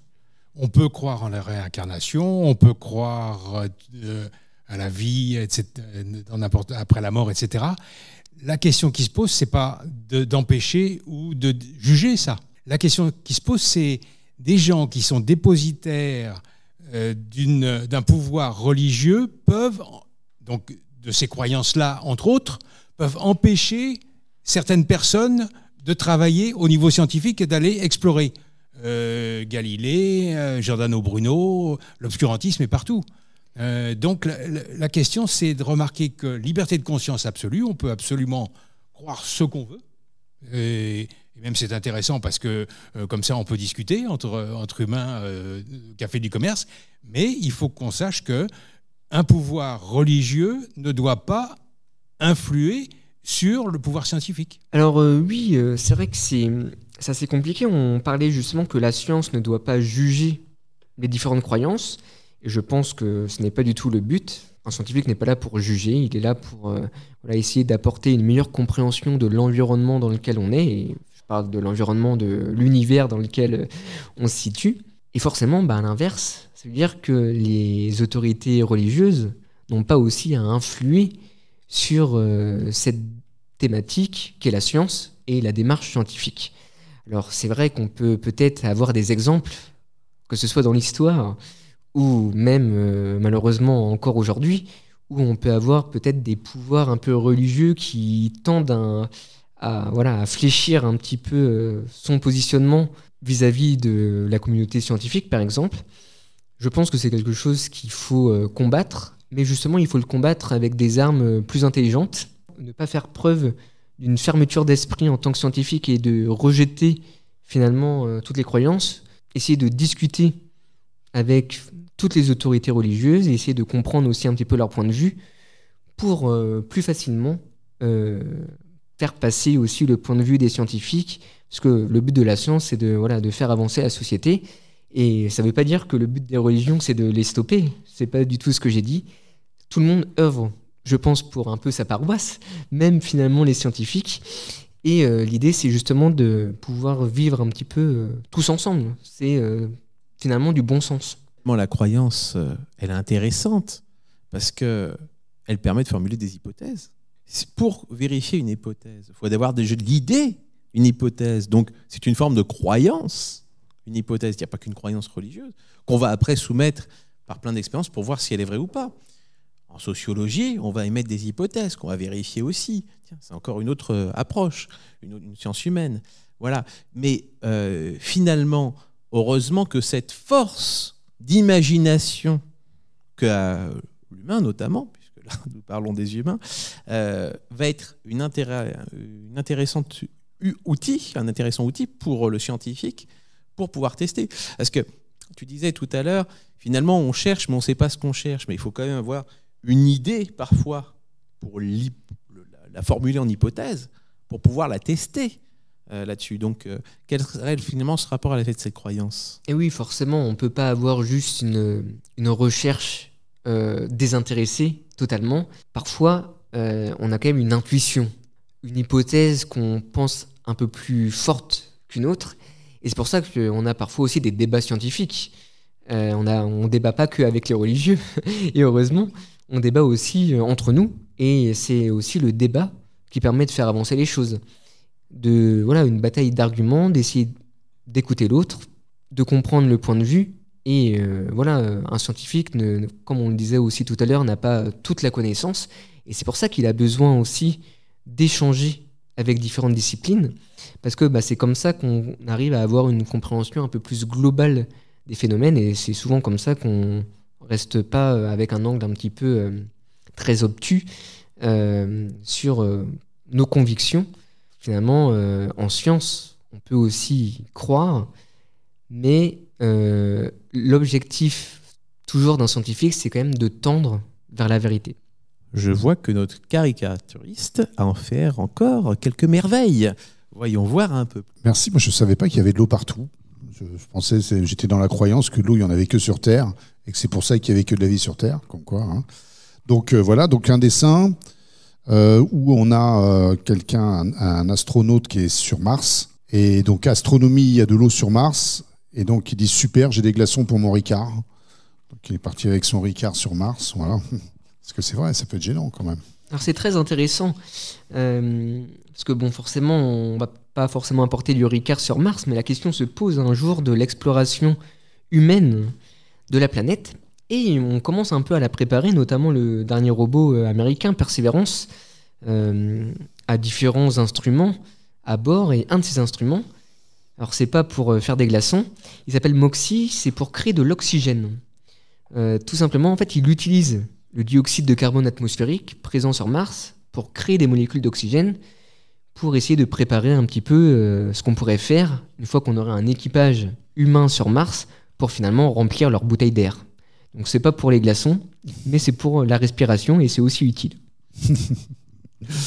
Et puis un autre dessin, c'était à propos de Giordano Bruno, parce qu'on connaît nos églises, elles ont une certaine capacité quand même à détruire ce qui peut être un peu intelligent parfois. Et donc le titre, c'est toujours laïcité et astronomie. Giordano Bruno brûlé vif par l'Inquisition. Et donc il est représenté sur un bûcher avec plein de gens qui le traitent d'hérétique. Et il dit « Ok, le soleil tourne autour de la Terre, c'était une blague, laissez-moi partir. » Puisqu'effectivement, je crois que plusieurs fois on lui avait demandé de faire un là, et puis il l'a pas fait, et puis il en est mort, comme on dit. Une question d'un objet assez mystérieux qui absorbe un petit peu tout, puisqu'il absorbe même visiblement la lumière, d'après ce qu'on dit. On parle des trous noirs. Et alors, j'ai entendu qu'on a récemment photographié le trou noir de notre galaxie. C'est bien ça ? Alors oui, c'est vrai que les trous noirs sont des objets un petit peu mystérieux. D'ailleurs, les télescopes actuels vont essayer de mieux comprendre aussi ce genre d'astres. Alors, comme tu l'as très bien dit, ça aspire tout, même la lumière. C'est d'ailleurs pour ça qu'on les a appelés finalement les trous noirs. Alors comment on peut prendre en photo quelque chose qui est noir ? Et tout simplement parce que c'est pas vraiment le trou noir qu'on prend en photo, c'est plutôt l'ombre du trou noir ou finalement la petite délimitation, ce qui reste un peu de lumière qui tourne un petit peu autour de ces astres. Parce que faut imaginer que la lumière, va être aspirée autour de ces astres, et au bout d'un moment, elle va dépasser ce qu'on appelle l'horizon des événements, et à partir de là, il n'y a plus de chemin retour possible, même pour la lumière. Comment on a fait cette prouesse de prendre en photo? Tout simplement, on construit des super télescopes, mais qui sont, on va dire, virtuels. C'est comme si en fait on utilisait plein de télescopes sur la Terre et qu'on les mettait tous ensemble pour créer un gros télescope. Et plus on va avoir un gros télescope, plus on va pouvoir être sensible à beaucoup plus de lumière. En fait, c'est un peu comme quand on fait de la photographie, hein. Plus on va avoir, on va dire, une ouverture élevée, plus on va être en capacité de capter de la lumière. C'est tout simplement ce qu'on fait en astrophysique, en astronomie. Et donc, on a réussi cet exploit. Alors, on l'a fait très récemment avec le trou noir de notre galaxie, mais on l'a fait la première fois avec un autre trou noir, et c'était 100 ans après la découverte finalement de ces objets et la modélisation de ces objets, notamment avec les équations de la relativité d'Einstein. Et on se rend compte qu'entre l'observation faite par ces différentes photographies et les modèles, c'est quelque chose qui concorde exactement. Donc finalement, on ne s'était pas trompé, on avait bien réussi à théoriser un petit peu les trous noirs, et maintenant, on le confirme avec l'observation, et c'est d'ailleurs aussi quelque chose qu'on fait beaucoup en science. On conjecture différentes hypothèses, et parfois, on n'a pas les moyens de les vérifier tout de suite, et ça peut prendre beaucoup de temps. Là, dans le cas des trous noirs, ça a pris un siècle, mais parfois, ça prend bien plus longtemps pour pouvoir vérifier tout ce qu'on a pu expérimenter, et en tout cas conjecturer. J'ai entendu parler d'une planète qui portait le nom visiblement d'une divinité grecque, comme on en a parlé tout à l'heure, Pluton. Mais visiblement, ce n'est plus une planète. Qu'est-ce que ça veut dire? Alors oui, Pluton n'est plus une planète, c'est une question de vocabulaire, je vous rassure, elle tourne toujours autour du Soleil, elle est toujours dans le système solaire. Tout simplement, au début des années 2000, on a découvert plein de petits corps dans le système solaire, comme Makemake, Haumea, Eris, Senna, même Cérès, dans la ceinture d'astéroïdes, et à un moment on s'est posé la question, est-ce qu'on va vraiment faire apprendre à tous nos écoliers une vingtaine de planètes, ou alors on va essayer de faire différentes catégories? C'est ce qu'on a choisi de faire, une catégorie les planètes et une catégorie les planètes naines. Alors qu'est-ce qu'il faut comme caractéristique pour être une planète? Alors il faut être sphérique. Alors vous allez me dire, Pluton elle est sphérique, oui, en effet elle a atteint son équilibre hydrostatique, donc par gravité elle est bien sphérique. Mais par contre, il lui manque l'autre caractéristique, c'est que sur son orbite, il y a plein d'objets. Et pour qu'une planète soit vraiment une planète, il faut qu'elle ait bien fait le ménage sur son orbite, et ce n'était pas le cas de Pluton. Donc finalement, on a décidé de la rétrograder au stade de planète naine en 2006. Pauvre Pluton. C'est un dieu romain, pas grec, comme je disais. Moi, j'ai une question très terre à terre. Avez-vous écrit un livre ou des livres? Alors, j'ai pas encore eu l'occasion d'écrire des livres. J'espère que ça viendra. Il y a quelques projets qui sont en cours. Mais par contre, j'ai écrit un article scientifique qui a été publié dans un journal scientifique international où là, je présentais un peu mes travaux de recherche, du moins une partie, sur la recherche de matière organique à la surface de Mars. Et moi, j'ai pas forcément travaillé avec le robot Perseverance. J'ai plutôt travaillé avec son prédécesseur, qui est le robot Curiosity, dont on a fêté son 11e anniversaire à la surface de Mars le mois dernier. Et l'objectif de mes recherches, c'était de s'intéresser finalement à l'atome de carbone et l'atome d'azote, qui constituent les molécules organiques, et de voir s'il était possible de les détecter avec ce robot martien, notamment avec un instrument qui était un petit peu plus dédié à faire de la minéralogie. Alors l'avantage, c'est que c'était un instrument qu'on utilisait en routine sur Mars, on avait vraiment beaucoup de données. L'inconvénient, c'est que forcément, il était beaucoup moins précis que les instruments dédiés à la recherche de la matière organique. Donc moi, j'ai un petit peu essayé de faire le messager entre les géologues de Toulouse et, on va dire, les chimistes de Paris. Donc on peut dire que déjà, tu as écrit une thèse. Alors oui, j'ai pu travailler sur des travaux de recherche, et d'ailleurs, j'en commence une deuxième, qui cette fois ne sera pas une thèse en sciences naturelles, physiques, mais une thèse en sciences humaines et sociales sur l'origine et les évolutions technologiques et géographiques des planétariums à projection et de leurs impacts sur le métier de planétariste, avec un volet majeur sur l'histoire des sciences et des techniques et un volet mineur sur l'anthropologie. Tout simplement, on en a parlé, les cartes du ciel reflètent un petit peu, on va dire, un héritage culturel pour les différentes civilisations. Et donc forcément, si on a un héritage culturel différent, eh ben on ne va pas forcément transmettre l'astronomie de la même façon dans les différentes régions du monde. Et voilà, c'est quelque chose qu'on va un peu expérimenter, que ce soit pour le côté vraiment géographique et aussi pour le côté technique. Parce que dans un planétarium comme celui qu'on a au Bourget actuellement, qui est optomécanique, donc un système mécanique d'ampoule qui va pouvoir projeter le ciel, et un planétarium dernier cri, tout numérique, on va même pouvoir s'évader, décoller de la Terre et aller explorer finalement l'immensité de l'univers, et ben on va pas pouvoir donner exactement les mêmes clés, et donc on va pas pouvoir apprendre exactement la même chose, et donc on va justement essayer de voir comment l'apprentissage de l'astronomie se différencie en fonction des différentes techniques, des différentes régions du monde, et aussi la pluralité des planétaristes, parce qu'on a des planétaristes qui sont plutôt chercheurs, d'autres qui viennent vraiment du monde de la médiation, des gens qui sont bénévoles, et rien qu'au niveau des différentes personnes qui pilotent les différents planétariums, on n'a pas forcément le même niveau de connaissance, et donc forcément ça influe aussi sur la qualité de la transmission en astronomie. Oui, pour l'anecdote, moi, le passage dans un planétarium a déclenché chez moi, alors que j'étais tout môme, une véritable passion pour l'espace et l'astronomie d'une façon générale.